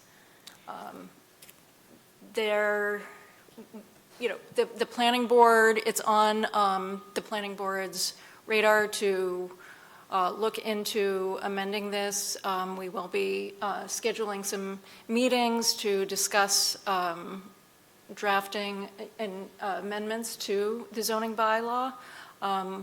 One recommendation I did have is because the state law is in effect, is to wait till we get a little more guidance on the seasonal communities so that we can amend both the ADU bylaw and add the seasonal communities to our zoning and make sure that it's comprehensively consistent, accurate. Does that answer your question? Yes, very thoroughly. Thank you very much. Mr. Chair, if I may, Yes. I mean, I just want to also say, in regards to the town in general, there will be zoning changes, and it basically states in the, from the Executive Office of Housing and Livable Communities is where this first statement of guidance comes out, which will probably be amended, but it really is protected use of ADUs in a single-family residential zoning district. So if this was in a commercial district, it wouldn't, I would say it wouldn't apply. Is that correct? Only, through the chair, only if a single-family residential dwelling unit is an allowed use, then it could be in a commercial district, yeah. And so, there's going to be plenty to do outside the National Seashore, and I do hope that people do bring it, bring or give attention to, it does say to make sure that, this is not bringing people into any type of harm or, we have a very wooded area. Right now we're in a severe drought, fires, and I'm not just talking about the National Seashore, I'm talking about in general, our water resource, drinking water resource, the resource to be able to fend off fires. These have to also be considered in zoning and in our use of them. And all of these things exist at a minimum for us on the Outer Cape, more so than even on the Upper Cape or on the other side of the bridge. But I think everyone's going to be experiencing these shortages eventually, since water is a finite resource, and we should be conscious of that when we're taking our, showers. And most of our water goes to vegetation, I understand, in people's gardens and that sort of thing, so that also has to be brought into the consciousness of people. But I just feel that there's potential of harm. So if there's going to be zoning, and this isn't, we're not voting on a zoning bylaw or anything like that, these things have to be considered for both, especially when it is the National Seashore. It also states in here, nothing in this regulation is intended to supersede the state health and safety laws and regulations, such as, but not limited to, building codes, fire codes, and Massachusetts land law, or lead law, but maybe that's supposed to be land law, or any federal laws. So they are recognizing that there are federal laws that this may not apply to. So I think, what do you feel about that? Through the chair, as stated previously, I do not believe this is in conflict with the federal law, specifically in regard to ADUs. But I do agree with you, Sheila, that this is why I want to take a little more comprehensive look. So again, that when we do amend the zoning bylaw, that we have very consistent provisions throughout the amendment. But again, my legal opinion is that this is not in conflict in regard to the protected use ADUs. It's not in conflict with federal law. So, Seashore. That's fine. But again, in looking at zoning laws and maybe updates to those, what would it, so say somebody does want to do an ADU, whether it's in the National Seashore or our own sort of parcels within our town that are abutting or look like the National Seashore. Sometimes we're in a place and we think it's the National Seashore and it's not, it's the town of Wellfleet. So, because we do have, that is part of the beauty of this place, is that we still are somewhat rural. So I would want to, I just forgot where I was going here, but I would rather us be cautious. There's always room to change. And you can always, if you save land, it's there for further use down the road. And we don't know when we'll need that or if we will need it. But the way we're eroding and that sort of thing, we may sooner than later. So there's a lot of things to think about here. I'm not sure if this is supposed to be giving our intention to the National Seashore ADU Bylaw Committee. However, before we would make any recommendation or statement to that, I would like to hear more from people. I mean, it's not just our feeling. This does, as I say, belong to a lot of people, to everyone. And I think that different groups would have feelings about this. So I would encourage people to read the packet that is in tonight's agenda on this topic and bring those forward before we make any type of indication of how we feel about things. Through the chair. First, I'd like to defer to Mr. Curley and apparently Mr. Yeston too, and then I have a question. Okay. Yeah. Ryan? It's through the chair. I mean, there was a lot of stuff within that previous statement.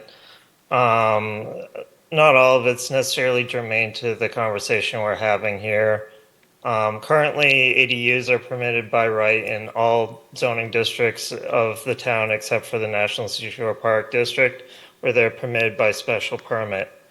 In terms of water, there's really not necessarily a lack of groundwater supply that affects the Outer Cape. Provincetown has its own unique situation, largely due to its geology. But there is more than sufficient water for everybody that is currently here. And it's somebody putting in a couple of ADUs is not going to necessarily change that. You're allowed to have more than one ADU per lot under our current zoning, and again, by right. So, it's just within the National Seashore Park District that they're currently allowed by special permit. There are some modifications that will need to be made to the current ADU bylaw to bring it into compliance with the Affordable Homes Act. But if we're just going to be trying to discuss this about the seashore tonight, I think it would behoove the town, to basically direct our representation to the Cape Cod National Seashore Advisory Commission that it's the position of the town that they are an accessory use and allowable. So, yes. But I think Josh. Oh, Josh, I'm sorry, Josh. Josh? Yeah, just a quick point that was just a little confusing to what my colleague, Ms. Lyons, just said. I agree, everyone should read the packet and everyone should pay very close attention to what's going on in town government. But a comment was made that this is everybody's land. This conversation is specifically about what a private landowner does on their private property. Just because it is within the National Seashore Park District does not make it public land. There's private land held. So maybe I misunderstood the comment, but I think there's a misunderstanding that just because a piece of property lies within and is surrounded by the national park does not make it public land. It is still private land. Thank you. Okay, Tom? Yeah, with all of the discussion from all the different points of view, I come back to a question there seems to be a difference of interpretation of the federal statute or the regulation by the superintendent, who's well respected and we think very highly of. So there's a difference of opinion on interpretation. How does that interpretation get resolved? How does that difference get resolved? Is it through negotiation? Is it through court action? Is it through legislative action? Because the local planning board they don't have the authority to rewrite the federal regs, okay, on what, it's the National Department of Interior would do that, excuse me. So how do we bridge that gap between the interpretation of the director of the National Park Service locally and the position that our current bylaws and the legislative action that's been taking place over the last year and a half, how do we square that circle? Through the chair. So that has come up I've been to some of the advisory committee meetings and that has come up. And I think there has been a recognition by the superintendent as well as advisory committee members that we would like to work together and reconcile that. Currently, there is a difference of opinion. So I think there are ongoing discussions, so there's no solution yet regarding that, but the fact remains that for the towns, we do need to abide by the state law. So unfortunately, like if a private property owner within the seashore applied for a protected use ADU that met Board of Health regs regarding septic, setbacks, height, the town needs to issue the building permit. Now, then we're required to under the state law. So then the question, like I said, ultimately then is between that private property owner within the seashore and the seashore. But the hope is, and the intent is, based on these conversations that I've been involved in, is that we can work this out. And again, it's an ongoing discussion, and I think it is everybody's intent not to put anybody in a difficult position, but to figure this out. But again, it's ongoing, and there have to be conversations with the state as well. Okay, thank you. The point I was going to make, and it does pertain, I would say, even outside the National Seashore. I was, as I say, I was at this brewer house the other day, and part of the presentation was, which is within the park system, whether it's Wellfleet land, I can't say or not. However, when that house, it was really a mess, and it would cost, a lot to rehab it, which has been done through grants and acquisition of this property by the Modern House Trust. However, one of the reasons that Peter zeroed in on it was if somebody bought that house and demolished it and then was going to build what they wanted, just getting the materials, that sort of thing, to this specific site would disrupt and cause potential damage to the ecological area between, getting it in there and then building.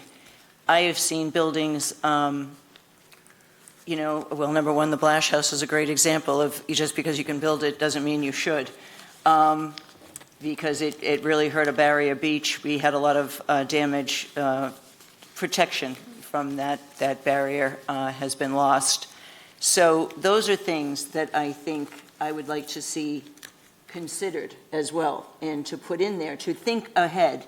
And just as far as the water, I'm not thinking about today, I'm not even thinking about the next 20 years. I'm thinking about when I'm dead and gone, and we're all dead and gone. I'm thinking about future generations, because at the rate we're going with climate change, we do have to be responsible for those who are going to come after us. And those are things that I think we have to address and be conscious of, and not make believe that they don't exist. So as we're going through zoning laws, as we're going through negotiations and that sort of thing with the National Seashore, I would like us to be conscious of that, of those facts as a town, and just for the sustainability of this town for future generations. So. All right. I think at this point it's pretty clear that Land Use Council has done due diligence in informing us of Very complete. the sight lines, so to speak. And I think there will obviously be further discussion, including further discussion with the park superintendent.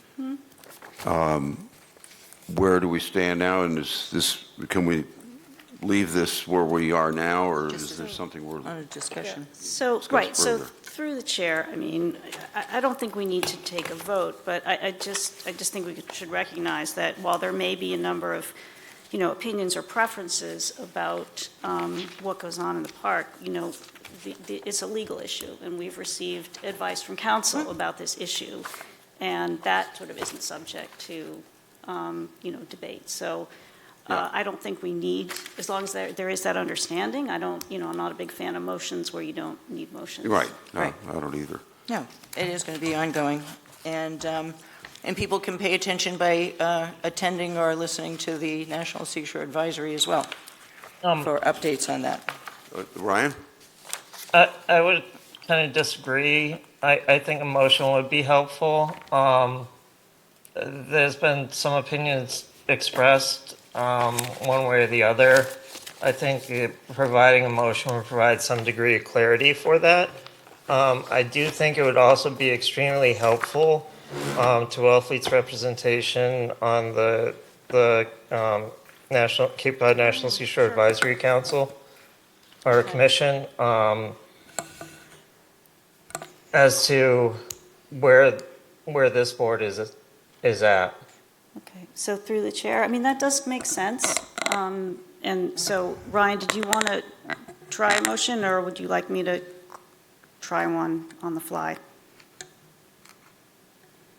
I would offer a motion of, I move that the Select Board, after reviewing Land Use Council's opinion,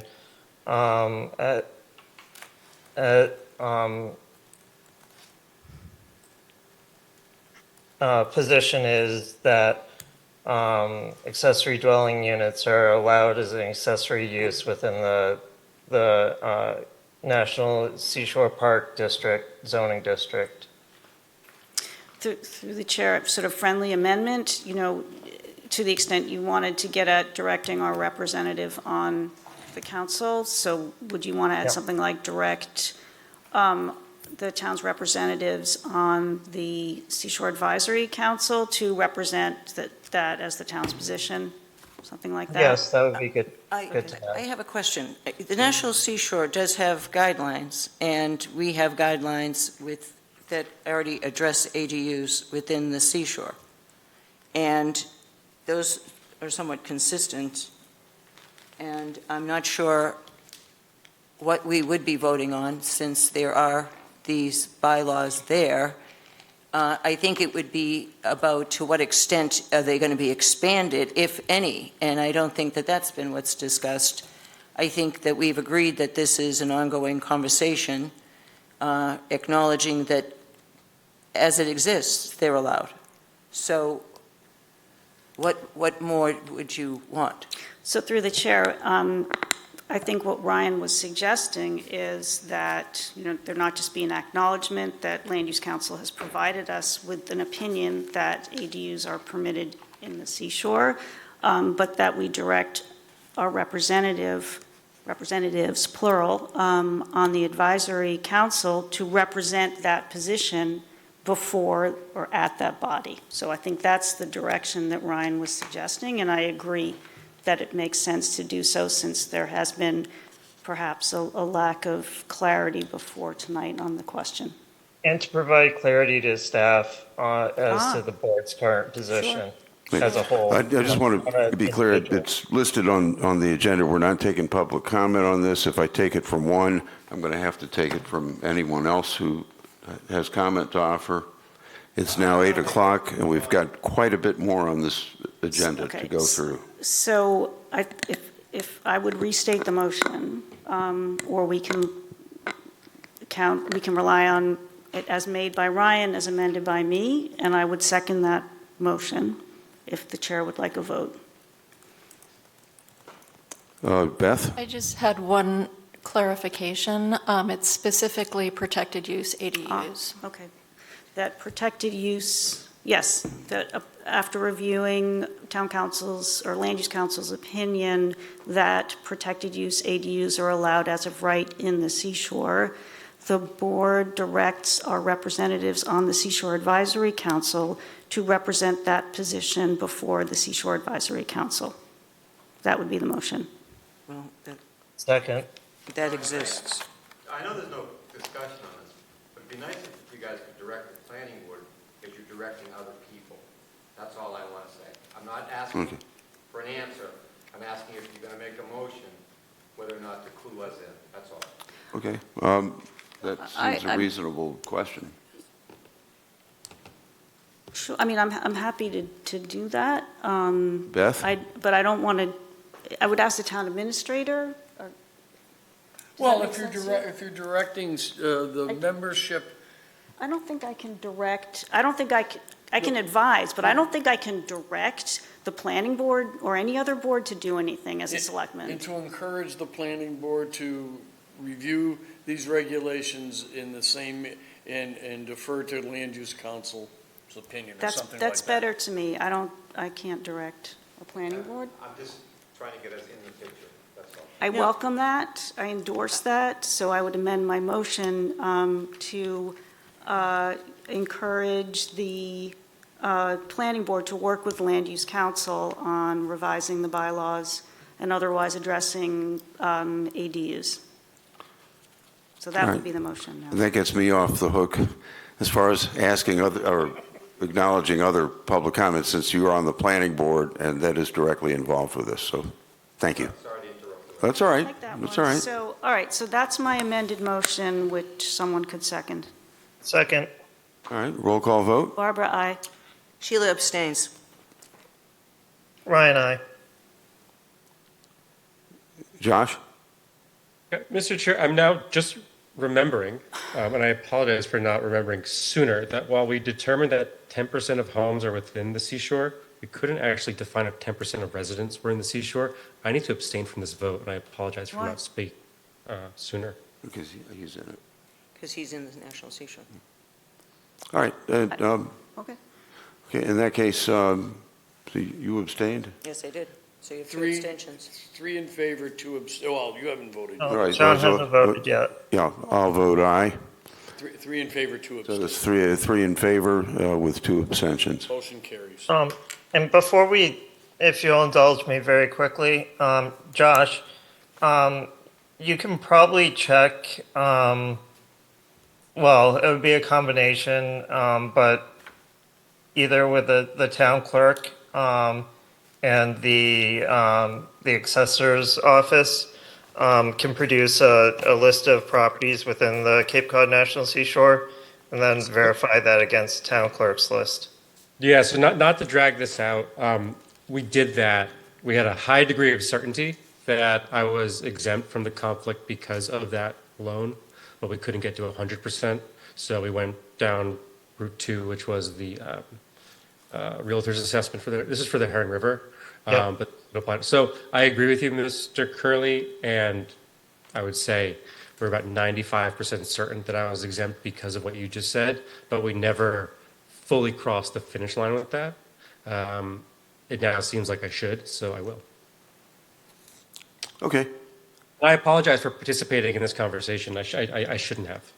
I should have recused myself at the beginning, so I apologize. Everybody has an opinion. All right. In that case, can we move on? Yeah. Okay. Business item D, which is to review, discuss, and possibly vote on the second draft policy for financial assistance with septic systems. So, Mr. Chairman, Yeah. just to lead the discussion for the board, but, you know, pursuant to the policy on policies, we, after the first reading, if you will, after the submission of this for the board, we did send it out to employ other departments and committees. I did receive comments back from the shellfish warden, the police chief, and a couple others that I don't have written down. And we've tried to incorporate those. Mr. Yeston has made some suggestions. Mr. Curley also made some suggestions that I tried to incorporate into the language to give the spirit of what their desires were so it could fit. Now, this proposal is the product of about 20 hours plus or minus, and it is a guide for you folks to work from. The numbers that I provided, I think, are fair. They're certainly subject to other people's opinions and modification.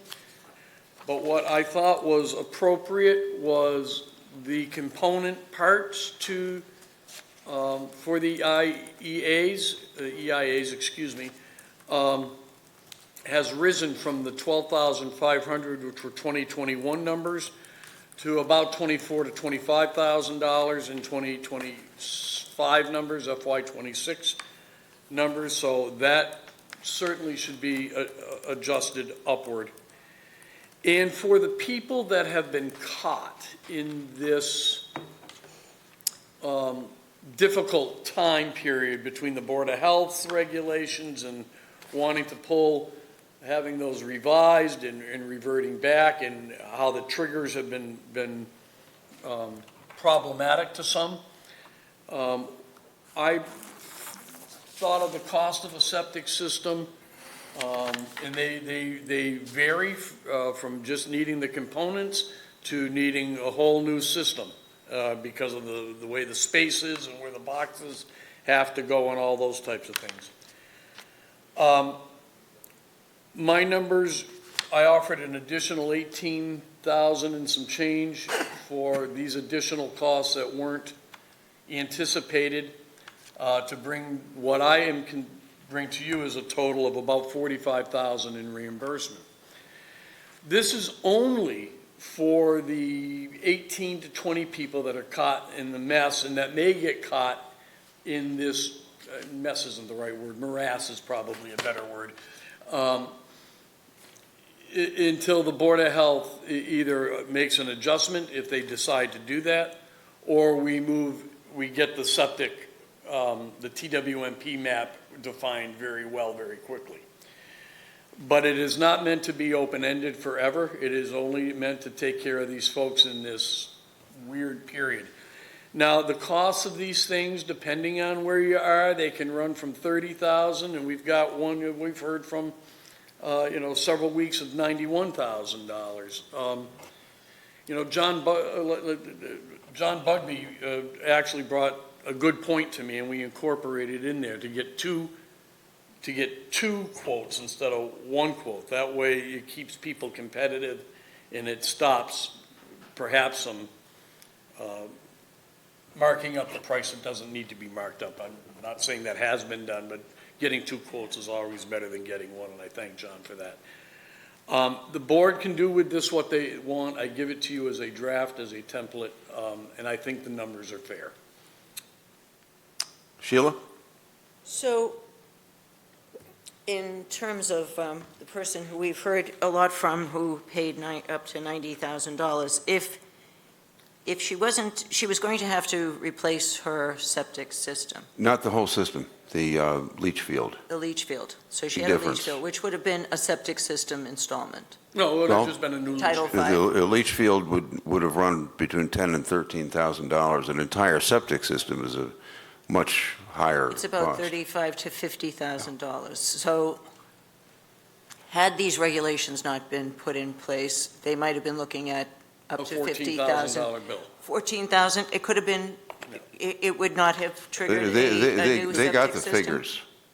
It would, Yeah, I got them in detail. I mean, she submitted all, I've got, that's all here. Okay, so that's what it would have cost her? right. Yeah.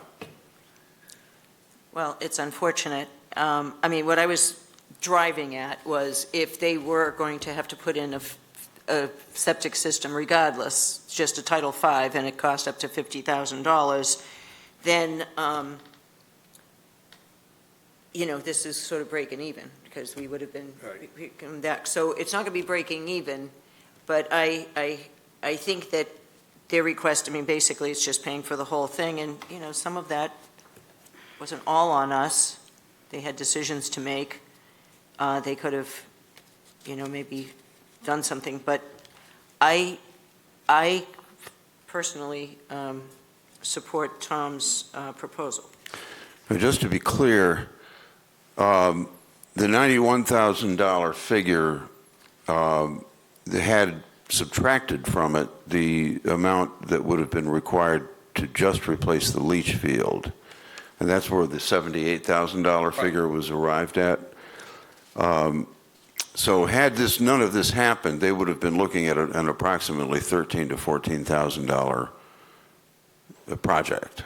And instead, they were faced with a $91,000 project, $78,000 of which is directly related to the IA portion of the installation. And while I would agree that it's not all on the select board, but it really, in my opinion, is on the town, because this was something that was done by the town. I'm not going to go into all what happened. There's no point to doing that. We just know it did happen. It really shouldn't have happened, but it did. And the only question really is how much should the town absorb of this, and how much can the town afford to absorb? Because some of this funding is of necessity, even if we go with Tom's proposal. Tom, am I correct in saying that if everybody who is affected by this comes to us, we're going to have to go to town meeting for additional funding? And if there's about $510,000 in there right now. There's $360,000 left from one vote of a town meeting, and there's $160,000 in another. If the board will recall back to the last meeting, I suggested that I might have to go to stabilization to transfer some money, because free cash probably won't be certified by the town meeting. Ryan made some good points on that as well. And we talked, Ryan and I went through that as well. So technically, and I'm not, from a legal perspective, I don't think, since the law is on the book, we don't really have to do anything, okay? I mean, morally, I think we have an obligation to do something for these people that have been caught in the mess, and it's of no fault of their own. I do not think that we should be paying 100% of anything. But the board's going to have to make the determination as to what the level, if they don't accept my levels, what the levels are. Because if we do this one by one by one by one, we're going to be doing this forever. Yeah, yeah. You won't have any money to sewer. Yeah, Barbara? yeah, through the Sure, chair, sure. just, Oh, I think Josh had his yeah, hand go up ahead, first. Josh, that's fine. Go ahead, Josh. I appreciate that. Two questions through you, Mr. Chair, to the town administrator. Which draft are we deliberating on at the moment? Is it This the is one? 4.0. So it's largely the one that I sent you? Yeah, I made some changes at the bottom. I just don't have it in front of me, but Yes. but I understand largely what that was. Okay, Yeah, thank you. very much. it was your version most recently, and I made some minor amendments, how to terminate the program. You know, there was some termination questions, and I kind of added, those recommendations in there as well. So it's primarily the fourth version, Of all of, and it says draft 4 on top. Excellent. No, that's very helpful. Thank you. And my second question, oh no, you answered it. I was asking, how much do we currently have available that's been set aside at town meeting? And that's about $510,000, Right. you said. There was a Okay. question of another 500,000, but we haven't been able to locate it yet, so I'm going with the 510 right now. Understood. Okay, thank you very much. Okay, Barbara? Yep, thank you, Mr. Chairman. So it looks like the town has paid out 3 reimbursements of $12,500, and that was earlier this year in 2025. Right. So I guess looks like there's, this list that you provided us with is 25. So if you subtract out the 3, that means there's 22 claims And pending. there's one, yeah, no, that's correct. Okay. That's correct. So if we were to reimburse everyone in the queue, we'll call it, $25,000, that's $550,000 there, and we're anticipating more claims. Well, I'm not sure how many more claims. It depends how quickly the town moves on other things. But I think that's something we don't know. Yeah. So I guess and I appreciate very much your providing us with sort of a proposal and just putting it back in our court and saying, all right, you guys decide what that number is. I'll start at this commentary. I completely support the program and the policy, and I thank admin for putting this together and the contributions of others who have had input. I am uncomfortable going straight from 12.5 up to 25 immediately, just because we may find ourselves exhausting the funds we have and not having funds available for any subsequent petitioners, claimants, homeowners. So also, what do we do about the people who were reimbursed the 12.5? I would kick those people the additional Okay. 11. Okay, so then we're up to something like, But- 580. Through the chair, not every one of those is going to, I don't want to use that word, isn't going to spark the full reimbursement, because some of the systems may have come in at 50. And if we're doing, no more than 50% or 48,000, whichever is less, you're going to have, there's a couple that are really expensive, and then there are some that aren't as expensive. So it's still only go to the 50%. Okay, I guess I am not in favor of the up to 50%. Okay. I am in favor of just a flat reimbursement, because I think you start creating inequities there. So my proposal would be something less than 25, and not the up to 50% part of this. Well, okay. That's just my. Is that 25,000 as opposed to the 45,000 proposed by the town administrator? yeah, that's what she's saying. That's the way I understood it. No, I thought the proposal was $25,000. No, we're removing the component parts from 12.5 to Yeah. 23.5, 25, because that's the actual cost now. Okay. Okay, and we were trying to reimburse people for the actual cost of those, the IA components, okay? Plus an Plus, additional, because of the triggering event, we were trying to add a little help because the folks caught in these triggers are being subjected There's to. been tree work and all Oh, sorts of. no, I'm not questioning for a minute the need for helping people, and I do understand the reason. I guess I'm just looking, maybe it's my fault, for a better understanding. So it's now $45,000? Up to, depending on So individual. then, if it's up to $45,000, if you have 22 people in the queue, 23 people would be 1,035,000. so I guess I'm not comfortable with that open-endedness, so I'll let someone else talk. I have a question. Mr. Chair, did that number get increased again? Because the latest that I see, it's 43.5. Did that That's get the increased? number. That's It's the number, 43.5. up to. I'm using Okay. 45 as a He's rounding off. rounding up. And again, Well, I'm just concerned that we have enough money to give something to everybody who needs it. That's my concern. It's not a question of whether people are entitled to something. I agree. I agree. Brian's had his hand up for a bit. If I could. Yeah, Josh had his hand up first. I don't know if he had more. I just had a question. All right, well, Sheila, go ahead and finish. My question is, Tom, these people, they upgraded, the ones that are not being, these people who you've already given 12.5 to and that sort of thing, they did They're upgrade complete. to the EIA system, or whatever they're called now. They change about every 3 weeks. Nitrogen reduction. The nitrogen reduction systems, yes. So they all upgraded to what? The three that have Yeah, gotten. they weren't just Title Vs that they had to replace or something No, like that.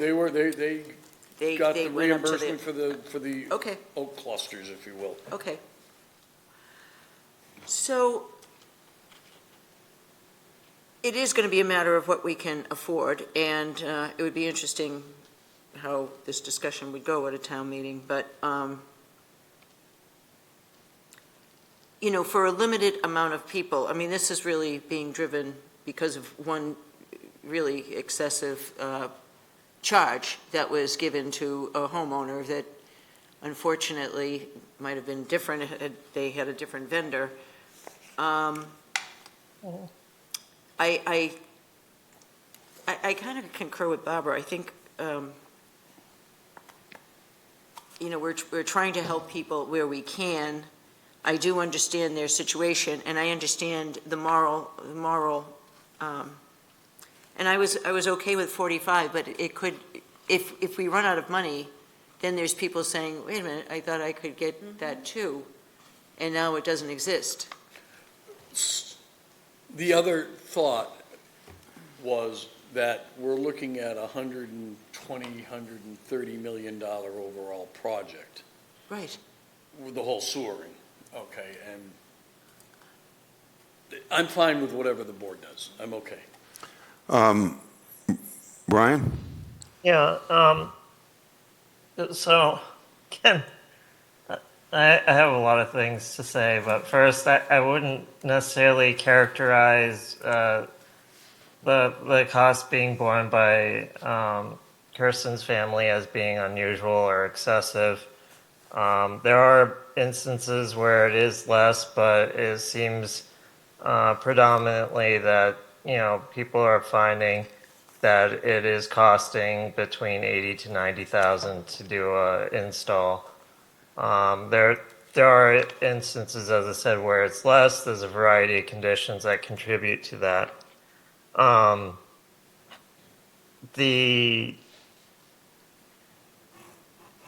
The sunset really, I don't have version 4, I just have version 3. So I'm not really sure what changes might have been made between 3 and 4. But really the sunset is, the town's not going to have the money to basically pay for the number of systems that is going to be under the current regulations, especially because of all the additional requirements that they put in that exceeded the state requirements as well, which causes almost a wide variety of pre-existing systems, even if they have no existing issues to fail, including the depth to groundwater, which the Board of Health has set at a much higher, requiring a much greater degree of separation than the state does. You know, I don't really know what we'll do. I mean, there's, you know, and I know that those of us that were on the board at the time when some of the draft sewer districts were seen, everybody along the borders of them were wondering why they weren't included in a sewer district, and you know, and because you know, to them that makes the most sense, is basically to be hooked up to a sewer district. And how do we make it fair and equitable to people? You know, well, I would imagine the sewer district is going to be, you know, paid for by, you know, a significant portion of it paid for by all the townspeople. And then those townspeople that are outside the sewer district will then also be required to install one of these systems at you know, significant personal expense, both the initial installation and the ongoing operating and maintenance of that system. And how do you make that fair and equitable to you know, them, whereas, you know, those within the sewer district, you know, are kind of subsidized to some degree. You know, some of it can be accomplished through betterments, but not all of it. Right. But you know, that there's this real need to balance everything for all the residents, and I'm not really sure the best way of doing it. Can I interject here for a minute? Or yeah. That discussion, I mean, we've had in the past a little bit of, we've touched on that a little bit going forward, how we might incorporate IA requirements for those outside the sewer district into a town, the town being the contracting agent and everybody paying the town, whether they hook up to a sewer or have an IA system. That is really separate from this discussion, and I don't want to let it get. Right. I mean, it is to some extent, but it also isn't, because this is a draft policy about how the town will reimburse people for the installation of these systems, or at least partially reimburse. This is very much an interim. I don't want people to see this, you know, this draft policy as basically, you know, we can't commit money that it's legally impermissible to commit funds that the town has not raised in a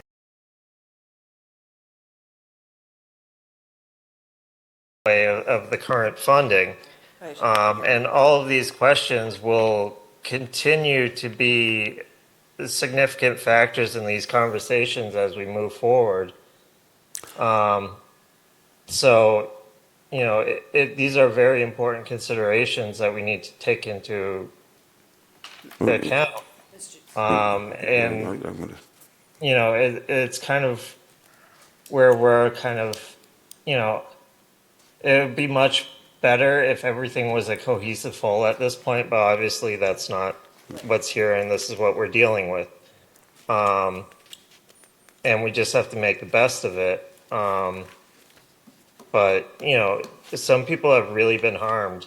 We're well aware of that. Yes. Yeah, and even before the Board of Health, Mr. you know, moved on these Hold on, regulations, let me take care of this. even before the Board of Health moved on these regulations, the Select Board had a variety of different people come in and talk to us about how they implemented their wastewater plans. And in that, the director, I believe he was from Mashpee, had similar experience where they had to sell their house that was in Tisbury and relocate to Mashpee because of the costs that were borne by them. So. Okay, I understand that. What we're dealing with is people that got caught in this, not people that might find themselves outside the district later on. The regulations are still in effect right now. Please let me finish. I know the regulations are still in effect. That's something that's still. We put the sunset in there. That's why the sunset factor is in this. Now, the point you made about not spending money that hasn't been appropriated is a good one. And if it's as it sounds, we might not even be able to do the 45,000 because 43,500 multiplied by 23 comes to slightly north of $1 million, and we have half that much in that fund right now. Right. Barbara? Yeah, to pick up on the chair's point and Ryan's point as well, that we, can't commit money we don't have. I did some math, and the town administrator says we have $510,000. If we settled on, for now, $20,000 per claim, 20 times 22 is $440,000, then add another $22,500 to reimburse the people who've already been paid out, $1,250, to bring them up to the 20,000. It comes out to $462,500, which gives us a little space. So I think that's the range we need to be looking at for now, because that's all we have. And then at town meeting, we can have a warrant article, and if we get more money from town meeting, then we'll have more money to spend. But I don't see how we can offer at this point much more than $20,000 per claim until we get more money from town meeting. Oh, well, as our colleague Ryan pointed out, it apparently, and I trust his judgment on this because I haven't looked it up, and he evidently has. If it's illegal to do that, then we can't do it. And we have to make a two-part, we have to commit to this, but then also put it to town meeting to further compensate the same people, to try to make them, we'll never make them whole, but to get closer to that. Tom? Couple of things. I don't disagree with the comments, but I do want to, the idea was this is hopefully a short term, based on things that we've learned and what we expect. This isn't a long-term thing. And the other piece is, I agree, you can't spend money that hasn't been appropriated. I mean, that's just the basics. My thought was we could get through these folks pretty much, because I don't think everyone's going to come in at the same level, and then go to town meeting to get a supplement. If town meeting didn't provide that supplement, then you wind it down pursuant to the closeout provision that's in the last paragraph.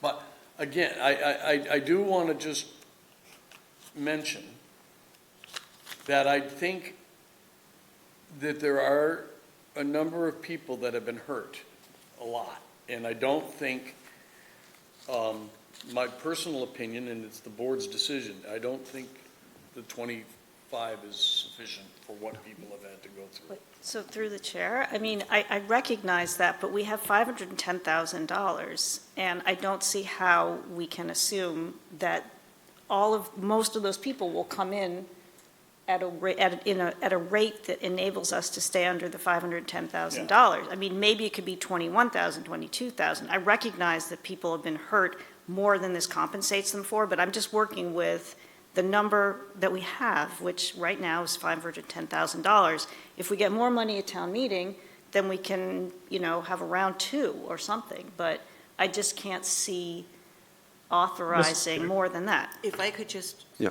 well, the other part of this isn't just the money, it's also the requirements for anyone who wants to apply for this money, that what they have to submit.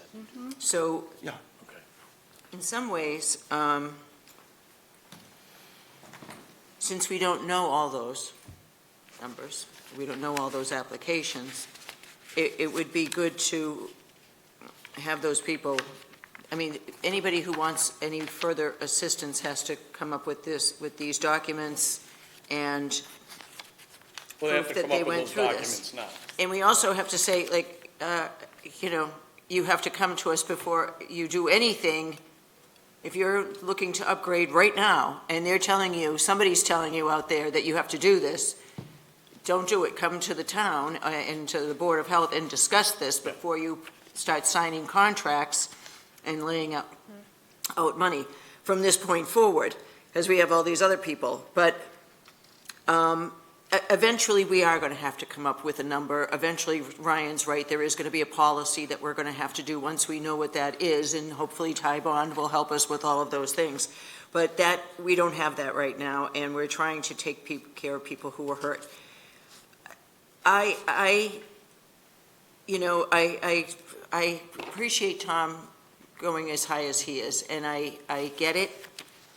If he thinks that we can accommodate the people that are in that queue with the money we have, with them understanding, but I don't know how many others would come in up to 45. I don't know. So if you did the. Mr. Chair? Please, let Tom finish. I want to stop this habit of interrupting. My only other point, I think if you went to 23.5, if that's where you seem to be hovering around that amount, at least through Barbara's discussion, from 20 to 23, that covers the cost of the components, and that's what the original plan was to do with the 12.5. The costs have gone up. It's the MSRP, if you will, and that, if we did 235 times 20. Sorry. Well, I'll get to the 20, that's 470. 235 times 20 is 470. Through the chair, there's 22 people on the list. So can we multiply it by 22? That brings you to 510 or thereabouts. 517. They go.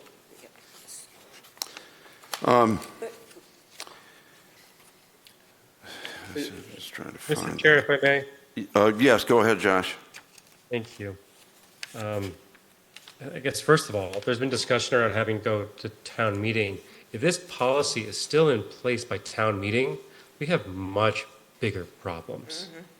We need the Board of Health to revoke these EINA triggers immediately.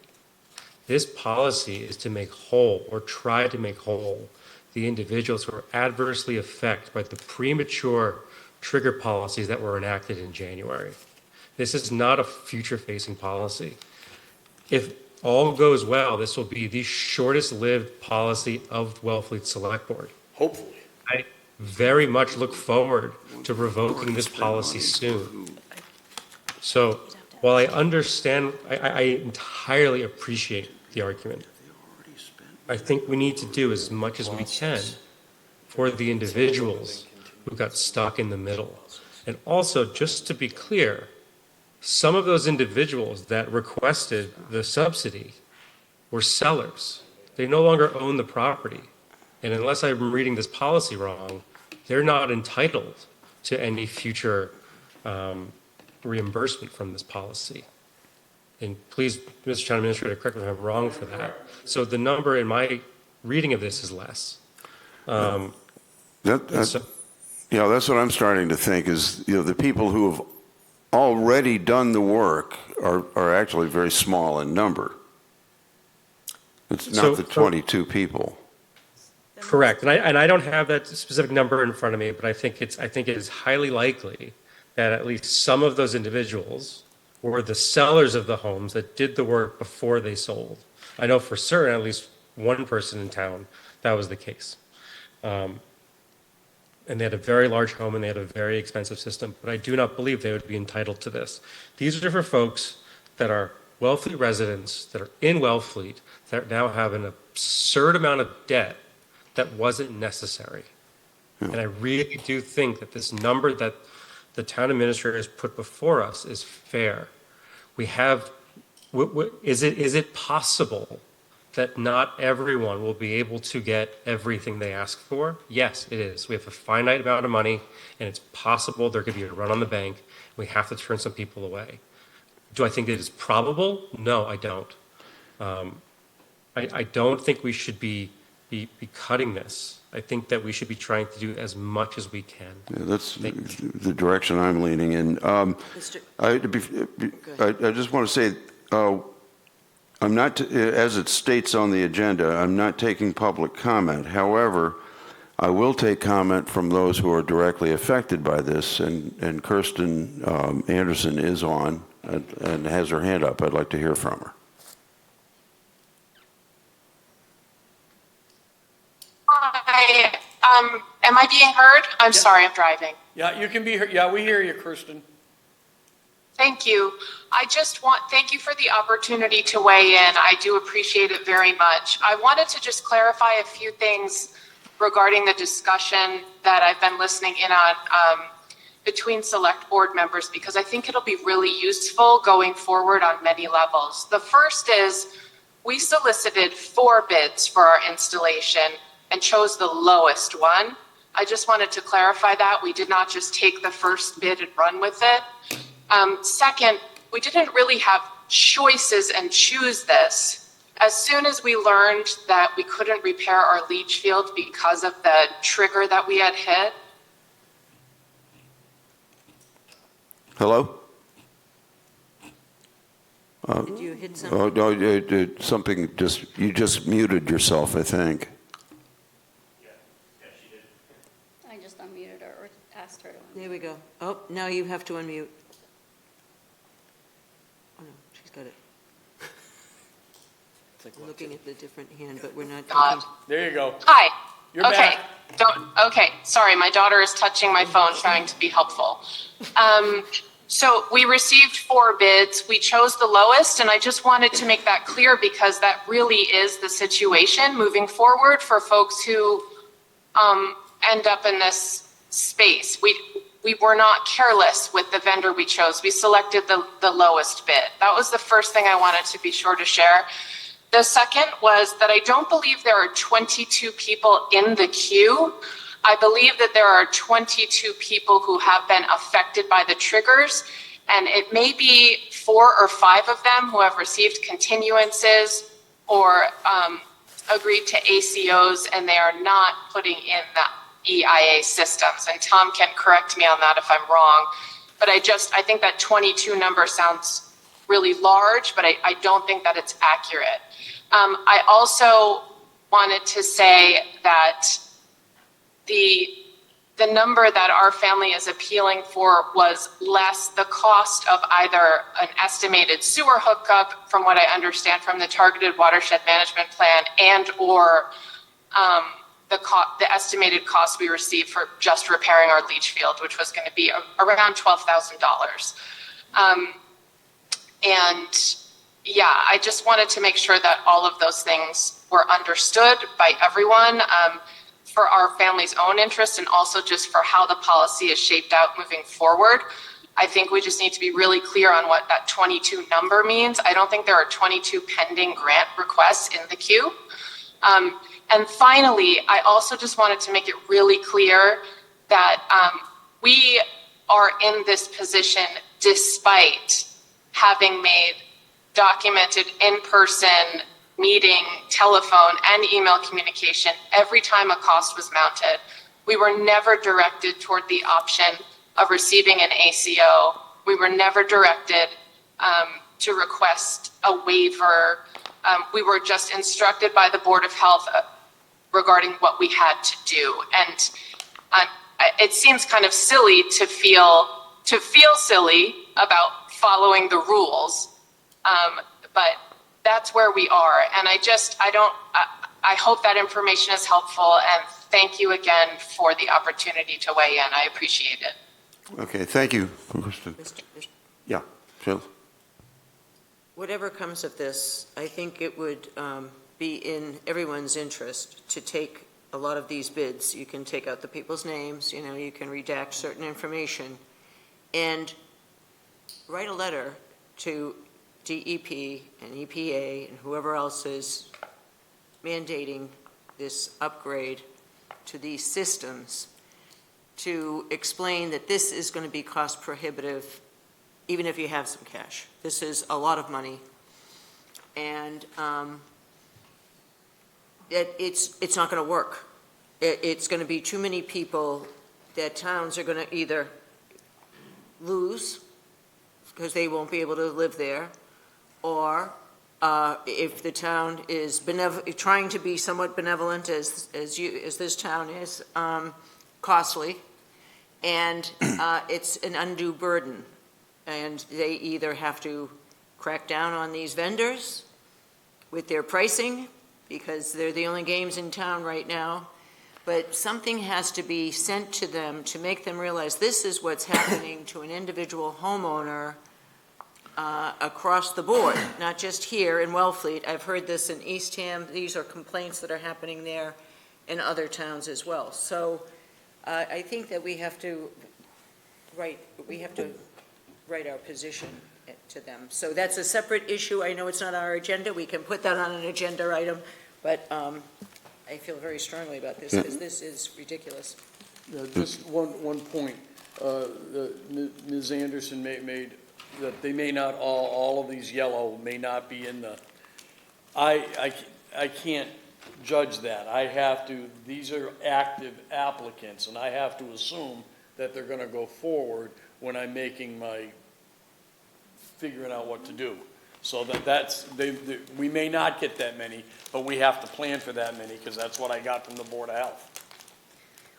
So, Hey, Barbara? Yeah, through the chair. Yeah, I guess I wanted to talk a little more about the list, and Tom's kind of answered one of my questions. I don't think we can assume that only a few of the people who have triggered the requirement, are going to go through with the project, especially, there's different categories here.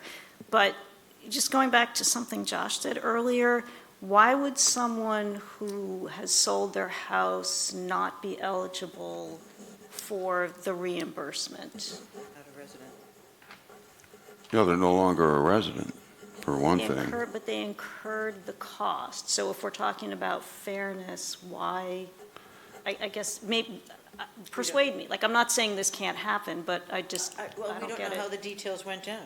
I mean, some of it could have been absorbed in the pricing, whatever was That wasn't done. I do know that one person was in the middle of selling their home and reached out to me, and I did say, and she did say that she was working with Heath, but she wanted me to be aware of it, but it worked. It worked out for her. She wrote back and said that they straightened it all out. So I think that some of those cases may have been caught somehow in time, especially when it was a sale.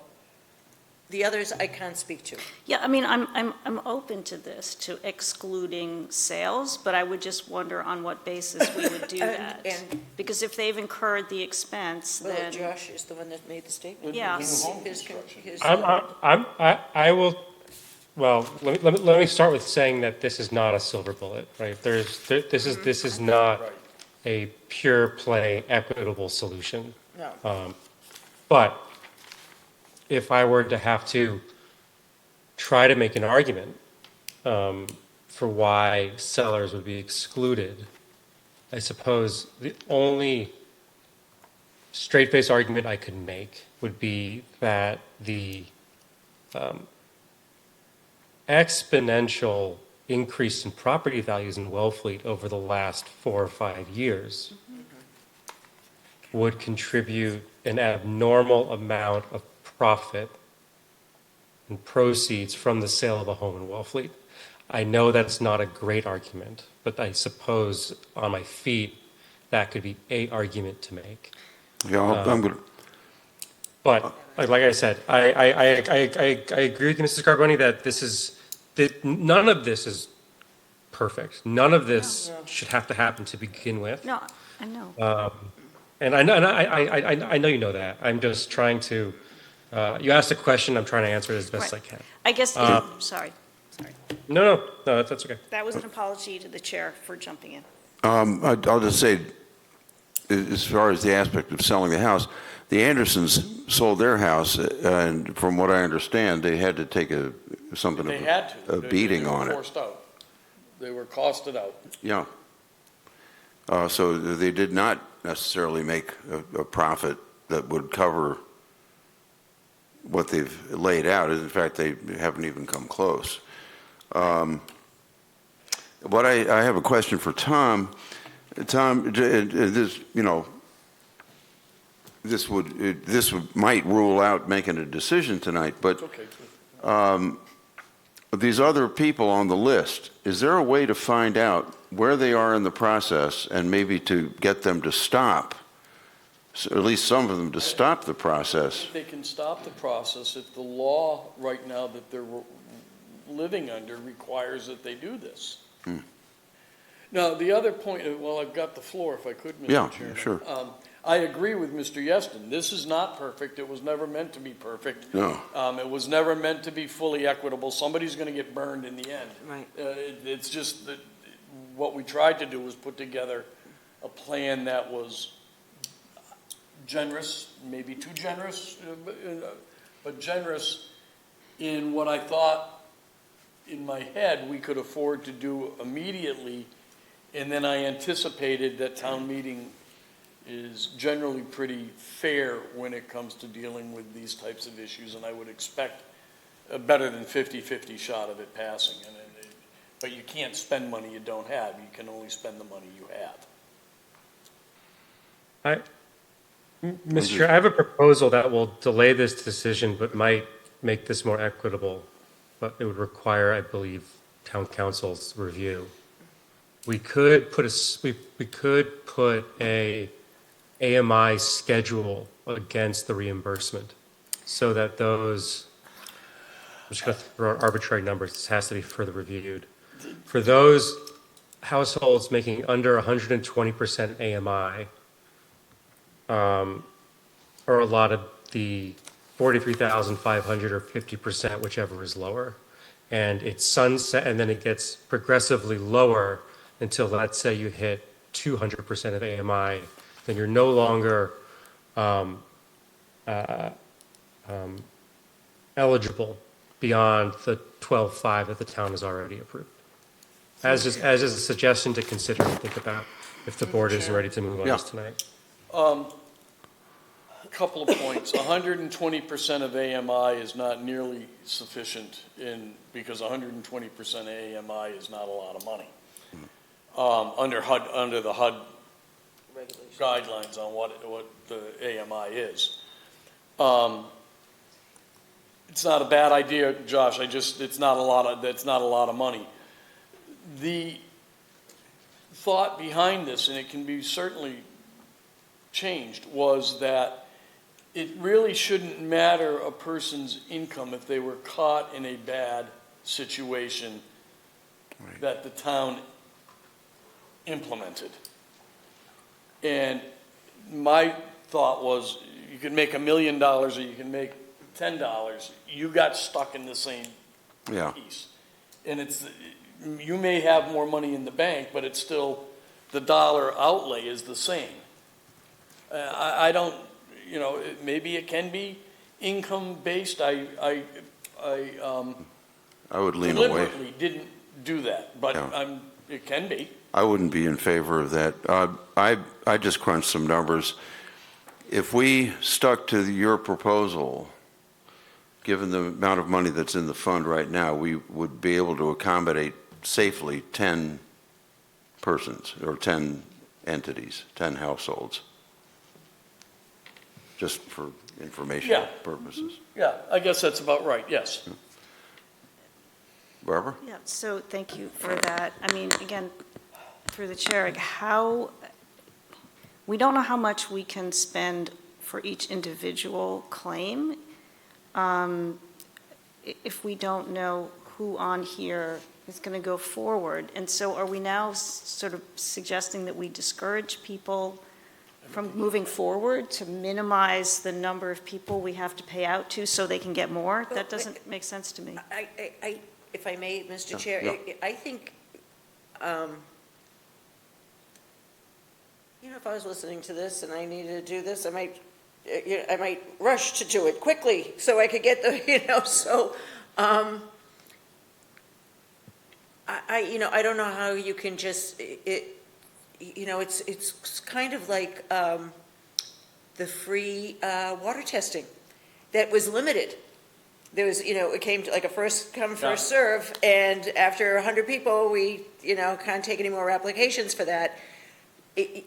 Maybe that's how we have to go, and that just, so beware, we might not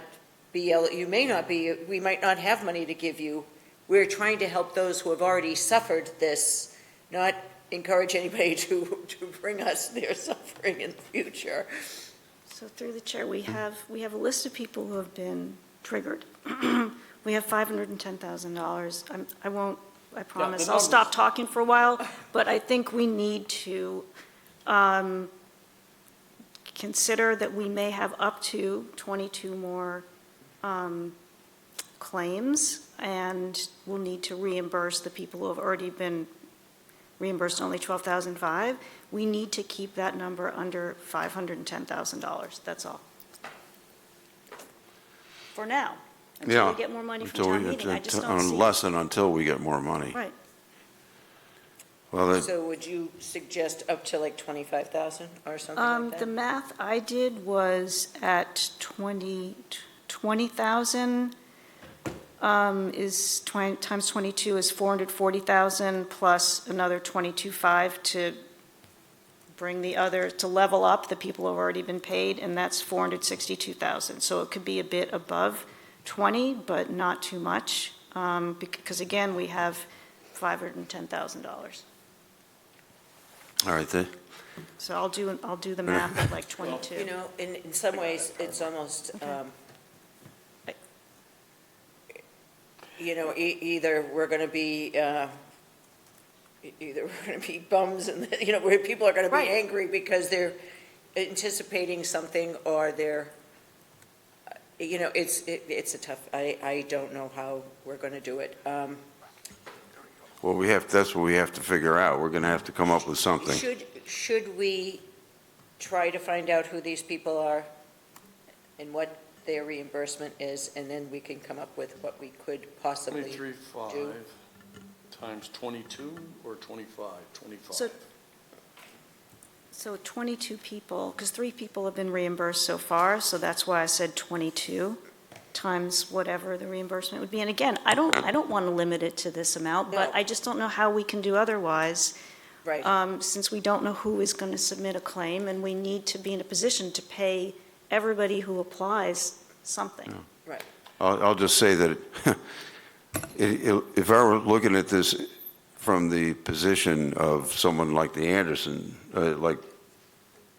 Kirsten Anderson, I would consider $20,000 insulting. But at the same time, I'm looking at it from the point of view of a town official, looking at the reality of what we have in the bank, right, and what we can legally commit ourselves to. Right, for now.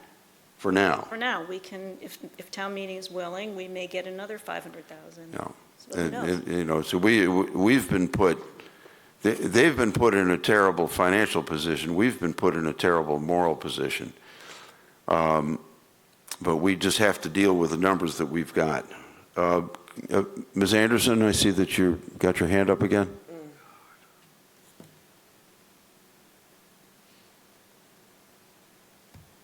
Yeah, there you go. Great. I just wanted to add 2 quick things that I thought might be helpful and are probably more of a question for an attorney than for anyone discussing right now. But I know that in the original agreement for 12.5, the reason why we weren't able to sign it was because there was a clause identified there that once you signed the agreement and received the 12.5, you were not entitled to any additional funds. So I think that may be a sort of like a settled score in a way for the folks who have already received the grant money. I don't know if that matters or if it's accurate. And the second thing is that there's language in the grant that states that the funds are limited and people have access to them. I believe the phrase was, I'll put it in quotes, while funds last, end quote, in the document as well.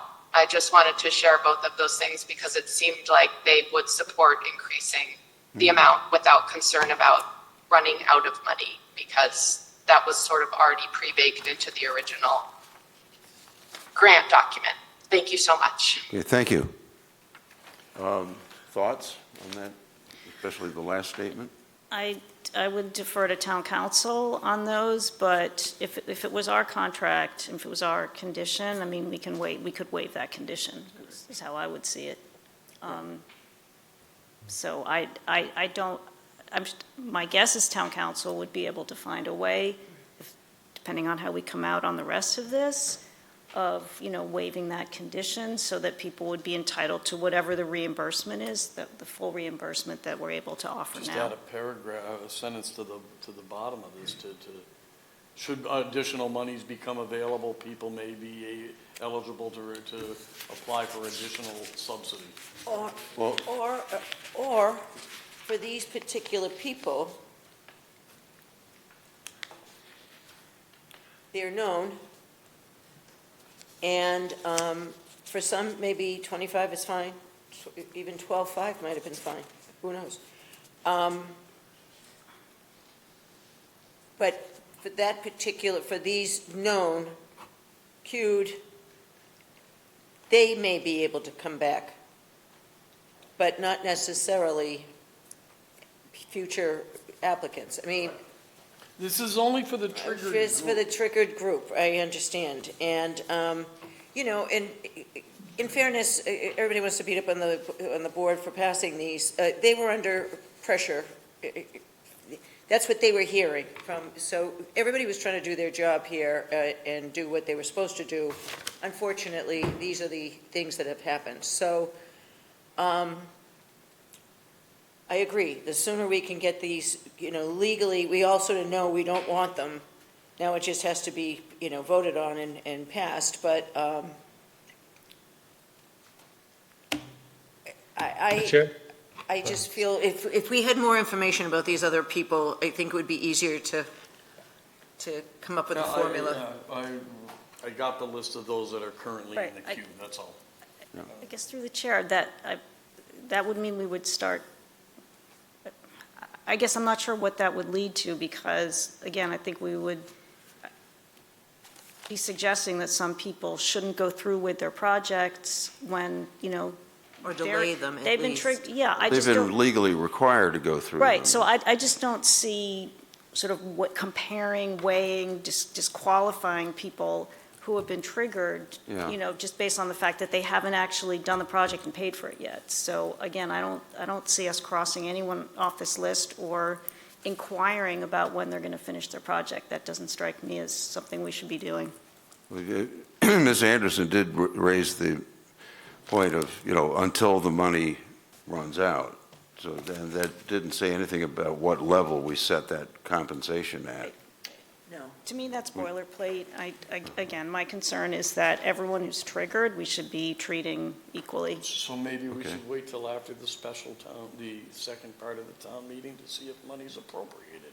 Through the chair, why wouldn't we allocate what we have, which is the $500 to $10,000 to pay people something, and then do a round two? And then pay the balance. I'm fine with that too. I'm just trying to Get a number. He's trying to get a number. I'm getting closer. I'm getting closer and closer. The magic number. I'm getting closer and closer to that solution because I don't see any other way. Right, so I did, well, now I've lost the math, but. Recognize it in the audience. Oh, I had it. I'm sorry. So. John. Yep.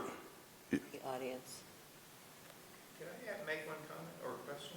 Well, I'm trying to avoid getting the public, because otherwise then Yeah, we'll be here we're going to till have a 11. lot of people weighing in.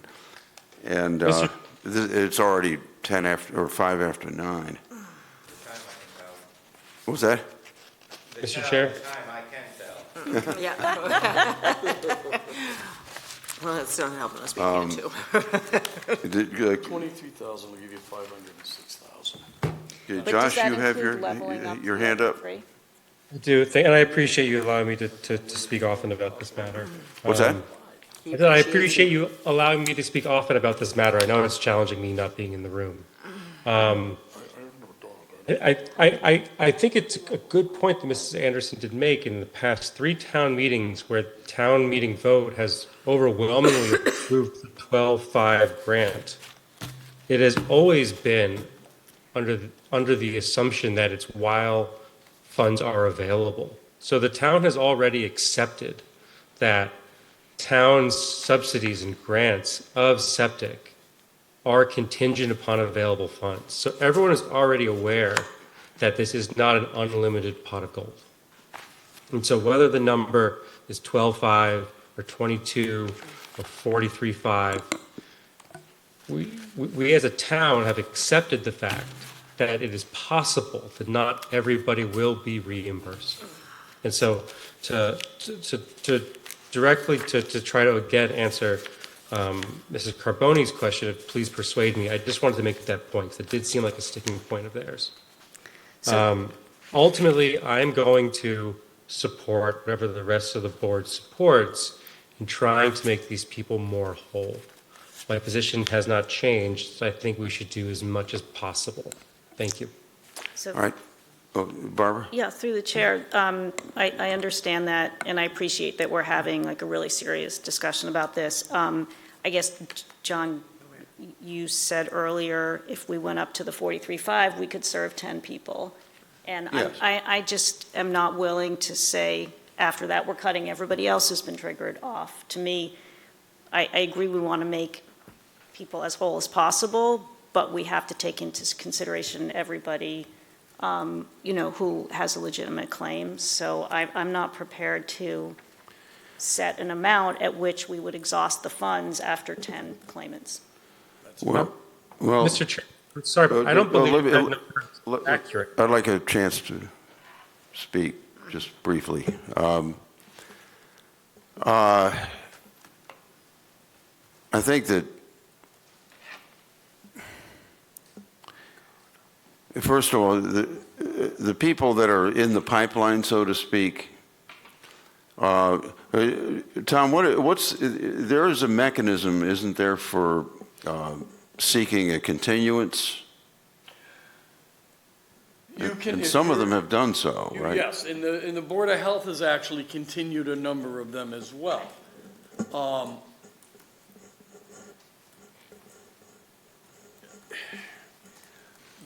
That they would have to check with the chair on what the chair would think is appropriate.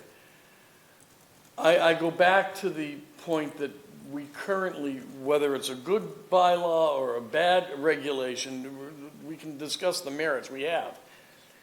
That's currently the law, all right? It's currently our regulation. So I don't think we can pick and choose on this. I can ask the health department if they can tell me where people are in the process. Well, that would be helpful to know, because if any of them can be, if the ones who have not started the work, it can be continued. And I think it's contingent on the Board of Health to do everything they can to do that, considering how we got here. If that can be continued to past town meeting, the fall town meeting, and Yeah, I wasn't, okay, that's fine. I've got a lot more work to do, and that's fine too. If this gets passed, I gotta come up, I was only gonna transfer a couple $100,000, because I don't wanna bring the stabilization account down too low. no. What if we did a percentage as opposed to a number? Well, that's what I had. I had a high number, or 50%, whichever was less. Right. you can drop that to, or you can do whatever you want with that number. You can throw that number out, and you're working on a new number now. But the intent was always 50% or that amount, whichever was less. Right.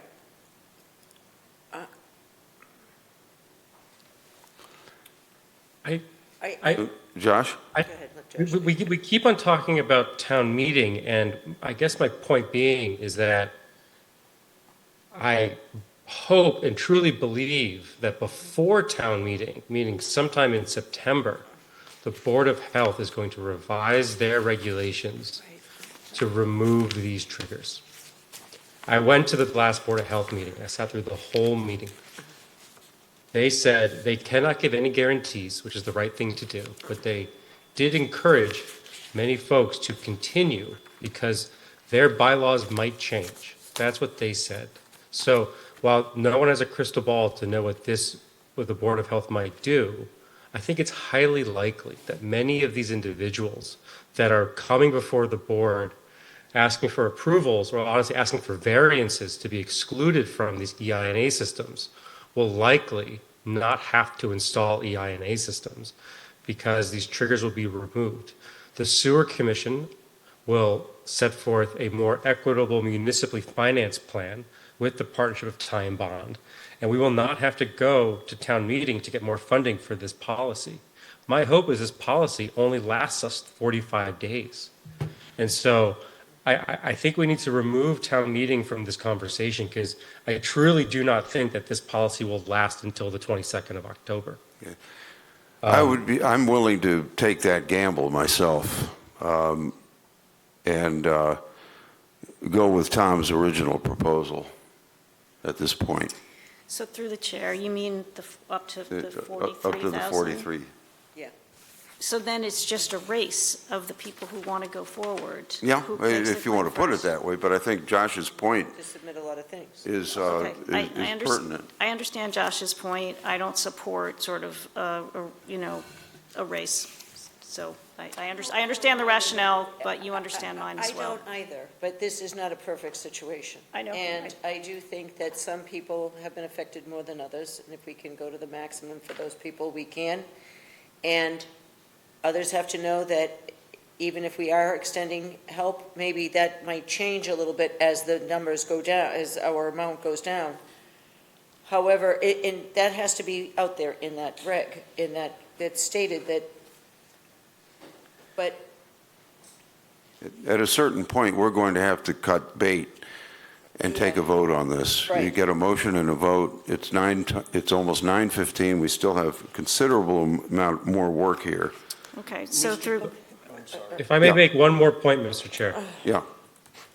So as an example of one of the individuals that are asking for a variance that are before the Board of Health, they're trying to expand the square footage of their home, which is a trigger. However, if this trigger regulation was revoked, they would no longer need to upgrade their septic system at all. exactly. That their current Title V serves the number of bedrooms they currently have. So they would incur a cost of zero. So we wouldn't even have to give them the 12.5 because they wouldn't need to upgrade anything. They could just get a building permit. And so I go back to my previous point that I think this number of 22 individuals in the queue is not an accurate representation of who could possibly lay claim to this policy fund. That's all I have to say. I'm prepared to make a motion if you would entertain it. I'm prepared. Yeah, let's hear it. All right. Accept it. I move to approve the draft policy as before the board for financial assistance regarding septic systems as drafted by the town administrator. could you, friendly amendment, could you state specifically what the amount is as stated in the policy so that everyone's states clear it. on what that amount is? It's not stated. The total homeowners may be reimbursed up to $25,000 for nitrogen-reducing components and an additional $18,500 for other associated costs, for a total maximum reimbursement of $43,500. Cost sharing, total reimbursement will not exceed 50% of the total system installation and environmental restoration costs. I'm going to second Josh's motion in that I know that Tom has put a lot of thought into this and what is possible. And let's hope that it is. I think that Josh makes good points, that it may not come to that. It may not be all of these people. And I think that we do have to move on with this, and I just second this motion. You can take it or not. So just brief further discussion. I want to make it very clear. I understand people have been hurt. I agree we need to do what we can. Right. My objection is just to setting the amount at that rate, because we don't know how many claims we're going to get, and we don't know if we will be able to compensate everyone at that rate. And so that is why I supported a lower number for now. But I just want that to be clear, is my concern that we won't be able to pay out everybody to whom. Yeah, we might not money be is able to owed. do up to 50%, so maybe we should reduce that 50% to 30%. Well, No, the motion's been made. as Josh pointed out earlier, the stipulation is in there while the money is there. Tom, you have? My only comment was going to be, as I said earlier, I had to figure it on the full number of people that are in the queue. Now, if the board, and I'm not suggesting you do this, but if the board were to defer, let me talk to the health department, find out where these people may or may not be. I'm not sure it's germane at this point. They're triggered. They got to do what they got to do. And Josh's comments are, a ray of light and hope. But it's not concrete. Yeah, whatever the board. I thought I brought this to you. I thought you might take a couple of weeks actually to figure it out. In the Okay, closet, so but I'm happy then to defer it, and you bring us more information in our next. I hate for the board to vote on something they aren't comfortable with the numbers. Let me get you better numbers. And I'm sure people are watching this and are feeling very disappointed right now that something hasn't been decided, and we apologize to you, but you have to understand this is a real struggle, and it's not that we don't want to assist everyone to his maximum that we can, but that's not going to happen if we're forced into a vote that we're not sure. Yeah, let me see if I can get you some better stats. I got the stats that I could get. Yeah. And let me see if I can drill down on those a little bit more, and bring to you some additional information. Okay. I'm not going to rewrite the policy. No. I'll just bring you additional information.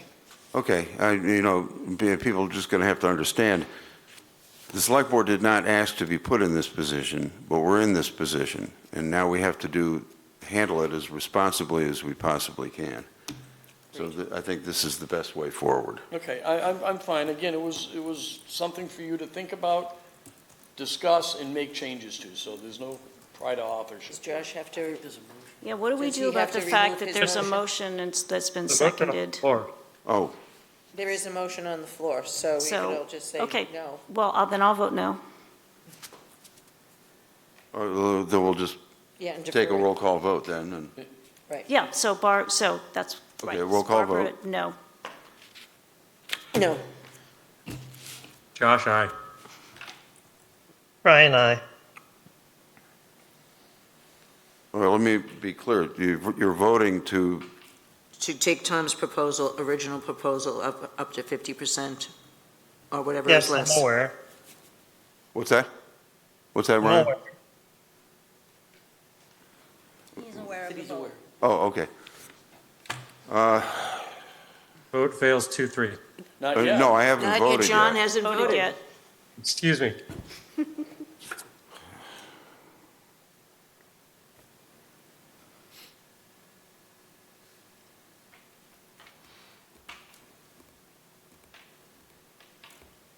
Okay, I'm going to vote aye. So it Okay, passes 3-2. there you go. So, but I still think that, Tom, you need. I'll get the information. Yes. Get that information. Yeah, I'll still run that down. Okay. Mr. Chair, if I may, I just want to say, this was a tremendously productive discussion and debate. And I want to thank the entirety of the board for having just a tremendously productive, insightful conversation. I think this is exactly why we're here. Okay. I agree. And it's not to say that we can't, next meeting, amend this policy. Exactly. So, everyone that's watching, I want to thank you all for sticking with us with this one. Thank you. Right. Okay. Okay.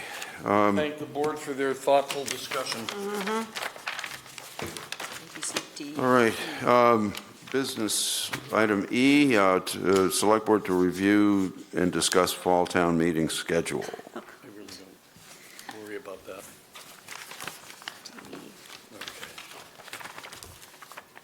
In front of you is the schedule for the dates for town meeting and all that good stuff. I can't find mine, so. I've got, my mind's gotten into such a mess right now. Thank you. That's mine. Okay, well, You can have it's, it. you can share it. Did you have something? No, he was, Oh, okay. Sadly, I can't find mine, so I have to look on YouTube. No, nothing. Just wondered if you had, Well, I'm representing the Natural Resource Advisory Board here. I spoke at a seasonal residence meeting on this early in the spring. And everybody got up and was only addressing how can we push the trigger points off. And I got up and our AD said, no, you're missing the point. What you have to address here is how we are going to finance this. right. That was 6 months ago. Yeah. Right. I mean, I'm enthralled, I was enthralled. I can't believe that we were the only people in attendance here. It should have been packed. I know. Because this, what you addressed right now, is the essential question on this. Mm-hmm. I'm just happy that I got to listen to it. Well, it's not over yet. Unfortunately. Thank you, Herb. Keep coming, Herb. nothing ever dies in municipal government. All right, so Okay, fall now we're town going meeting to review schedule. the schedule. So is Rebecca doing this for us? Okay. So as of Friday, August 22nd, all the boards and committees and petitioned articles are due to the board or to administration. We'll get those in, and then September 2nd is your first meeting in September. You will have a draft of the warrant. It's not going to be pretty, but it will have all the articles that I have. And then you guys can decide to vote, insert, recommend, not recommend. And do we have any meetings with the Finance Committee on this as well? That's separate from this agenda? Right, that's separate from here. Okay. This is all about getting the warrants together and on the. But we do have to have a meeting about some proposed language that the Mr. Conroy. Finance Committee is proposing, and that has been requested to be an agenda item, and it will be an agenda Right. item before the town meeting. Right. Certainly will be before the town. It may actually be on your agenda on the 2nd, Yeah. along with the other things that are being proposed. That way they can come and speak to it. So it's sooner rather than later, so we're not So pushing the that's when we're going to deadline. review all the articles, okay. That meeting, I might have to just call in from, because I'll be sitting on the lake, I hope. Who, you? Winnipesaukee. George. Nice, I don't go to New Hampshire. I know. nice. It's a joke. I got it. I hope you get to go there and enjoy it. I'd like to go to Memphremagog, but we're not going. Okay, enough. Okay. You don't need a vote or anything. No, this is just letting us know the timeline, and this is posted on the, Yes, it is. okay, And so it that was sent to all everybody boards and knows. committees as well. Okay. Okay. In that case, we'll move on to business item F. Mr. Bugby, to update the board and the public on the progress of the ice machine. Oh, Well, I will hope that this will be shorter than the conversation on the yeah, reimbursements. we won't ask questions. So, This you is know, the song about the tea. the ice machine. So this is a project that's been plagued with stops and starts. I'm just going to be fully frank with you, and there's a reason why it's on the agenda every week, is because it has not gone to plan. And that's not due to any lack of effort on the town's part. It's just one of those projects. I think it was handed the town without a really good plan on how to implement it, and we are trying to implement as we move along. The problem is each time there's a change to how the building gets constructed, it triggers a new procurement process, and you are under one of the toughest procurement regulations states in the country, and you're also in one of the most convoluted procurement law, sections of law, and that we're trying to build this under Chapter 149, which the triggers are low and deep.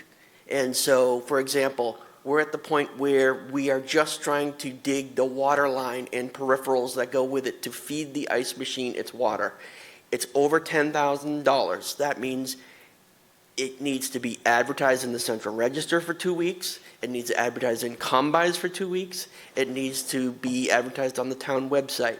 And we only learned that it needed to be done that way because the bids came in over 10,000, which we thought we would be under, so we only solicited quotes. So now you've lost all that time soliciting quotes, and now you learn you have to go out to bid.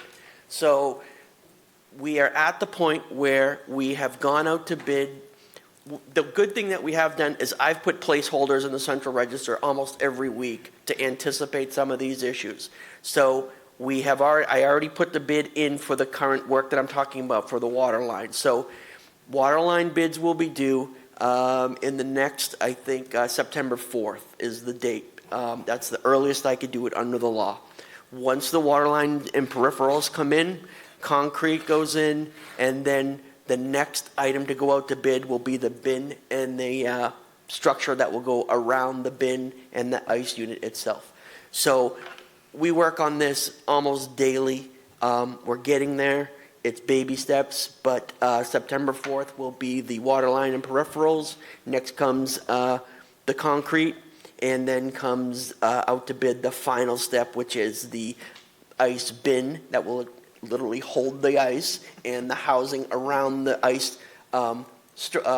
ice machine. And I'm leaving out the installation of the machine itself because that's already been bid. They just have to wait for the infrastructure work to be installed so they can go in and install the machine. So that's the quickest I could get through the ice machine update. Okay. Right. Thank you, John. That's a good comprehensive explanation of why we're where we are, and I hope that interested parties were listening to that. Right. I now have how many select board reports do we have? None. Okay. I have one, and this is on where we're at with the dredging issue. Take that off mine, okay. You're going to still go? Well, you can supplement it. Huh? You can supplement it or Oh, issue any corrections no, that, fully, in case I get something wrong. But we had a meeting on, was it last Thursday, between myself, Tom, Andrew Nelson from Congressman Keating's Quincy office, and the personnel from the Army Corps of Engineers in Concord, and also, wasn't there once somebody from South. from down south? Or some of the personnel have now changed since the last time around. I'm sure, Chris, you're familiar with what's the guy that was there? Norm Farris. He's retired, as I found out. I didn't realize that. Anyway, my quest to find a way around mitigation for the mooring field has come to an end. It's become quite evident that a few weeks ago I had a conversation with two people at National Marine Fisheries from whom the mitigation recommendation came to the Corps of Engineers. They are not getting off of the intertidal waterway issue that they claim is the justification for requiring mitigation.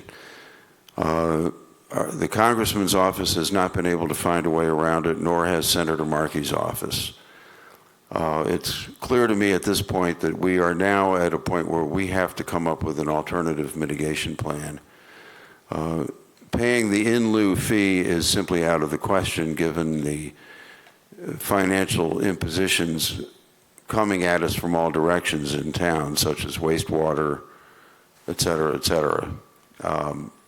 And asking the voters for $5.5 million at this point is not going to happen. So we have to look at a new mitigation plan, and to that end, the dredging task force is now setting up a meeting with folks at Audubon who have a project underway that they feel might be able to help us with this. So that's the first step we're going to take. The chair of the dredging task force, Joe Aberdale, is in communication with the head of Wellfleet Audubon and is looking to set up a meeting with the dredging task force, Audubon, and myself as liaison. So that's where we're at. And then the companion issue, the maintenance dredging, and trying to do something to fast track the permitting for that. We've been negotiating with Foth Engineering to be our new engineering consultant for any dredging project going forward.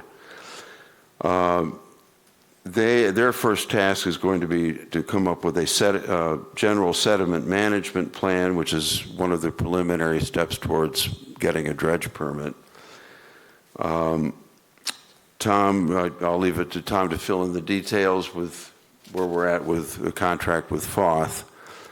But as I understand it, we're looking to the town accountant to answer the question as to exactly how much remains in the dredge fund, out of which the contract with Foth would come. So that, let's see if there's anything else I can speak to.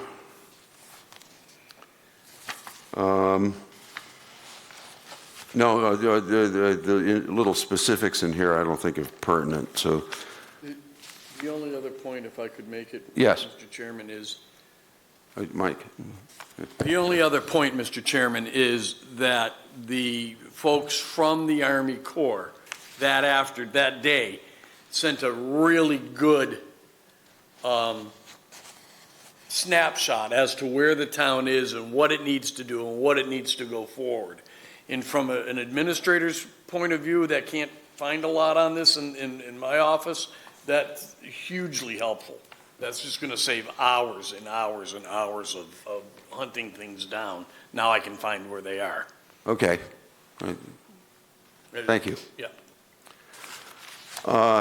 So yeah, that's we're in effect, in a way, we're starting over. Yeah, I think that's a good way to say it. And it's unfortunate because the Area 1 channel is filling in as we speak, and the sooner we can get the ball rolling on this, the less we will have to do over. Okay, but that's all I've got.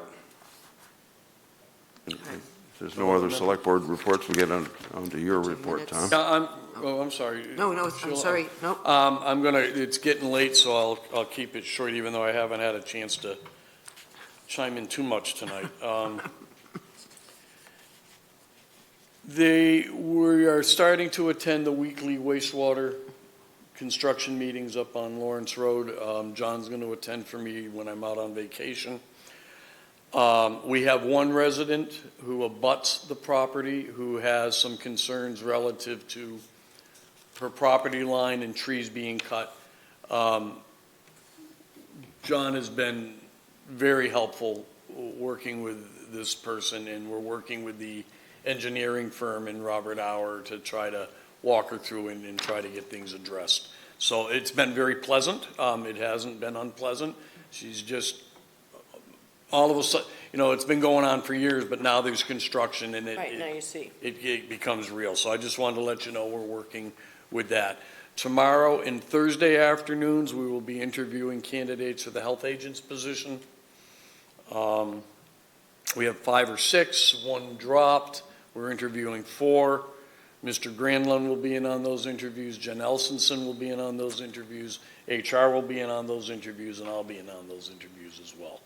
So hopefully if we can come to an agreement with a qualified candidate, we should be able to move forward on that.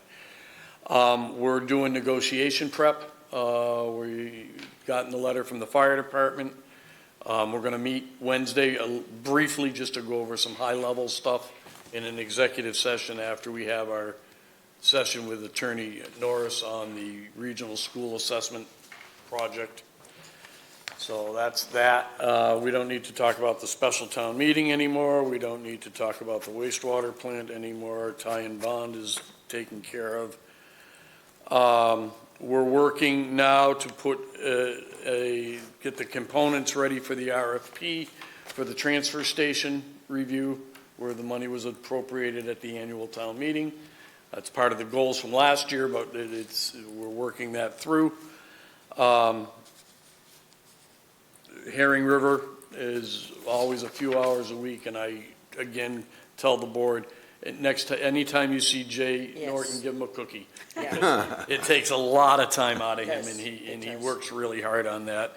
And I've been working on some legal matters with counsel, and I have checking the court dockets on some cases from 1986 that I have to review. Okay. Wow. Okay. Topics for future discussion. I do have one. Okay. Anybody else? No, go ahead. Anybody online? Ryan? Josh? No. Oh, okay. Okay. The consultant study that was done on parking. John? Yep. They were here on July 22nd, is that right? Yep. So they were here. They did, I believe they did their initial traffic count in early July, end of June, and then they came back during peak season as kind of a secondary assessment. It's ironic that you mentioned that, Mr. Chair, because I just emailed him this afternoon to ask because when we first spoke, when we talked about initiating this analysis, the plan was that he would come here in the fall to give their update, their findings, and recommendations going forward. So hopefully, when I get a response back, I will have a date for when they're going to be here to give their presentation. Oh, okay. Yeah, in connection with, I think it's in connection with that, it was brought to my attention today that in the big town hall parking lot, we have any number of people who just drop their cars off there and leave them all day, which raises the question of an enforcement mechanism. I've been made to understand that chalking tires is now considered an invasion of, which I can't imagine anything as ridiculous, but if that's the law, that's the law. In this day of advanced technology and everybody's got a phone with a camera in it, that there isn't some way to enforce this. And we do have, parking enforcement people on the payroll. I'm aware of at least one person that parks on Main Street all day long and, in connection with some kind of business. So I don't know if that's part of the parking study or if this is a separate issue that maybe the administration can take up with That would be a separate issue, Mr. with the Chairman. powers that be, how to go forward with enforcing this. But You have no time limitations on Main Street. oh, There's not like a 2-hour parking. okay, so that's only in town hall. Yeah. Okay. Okay, well, anyway, just throw it out there. Now we're at minutes.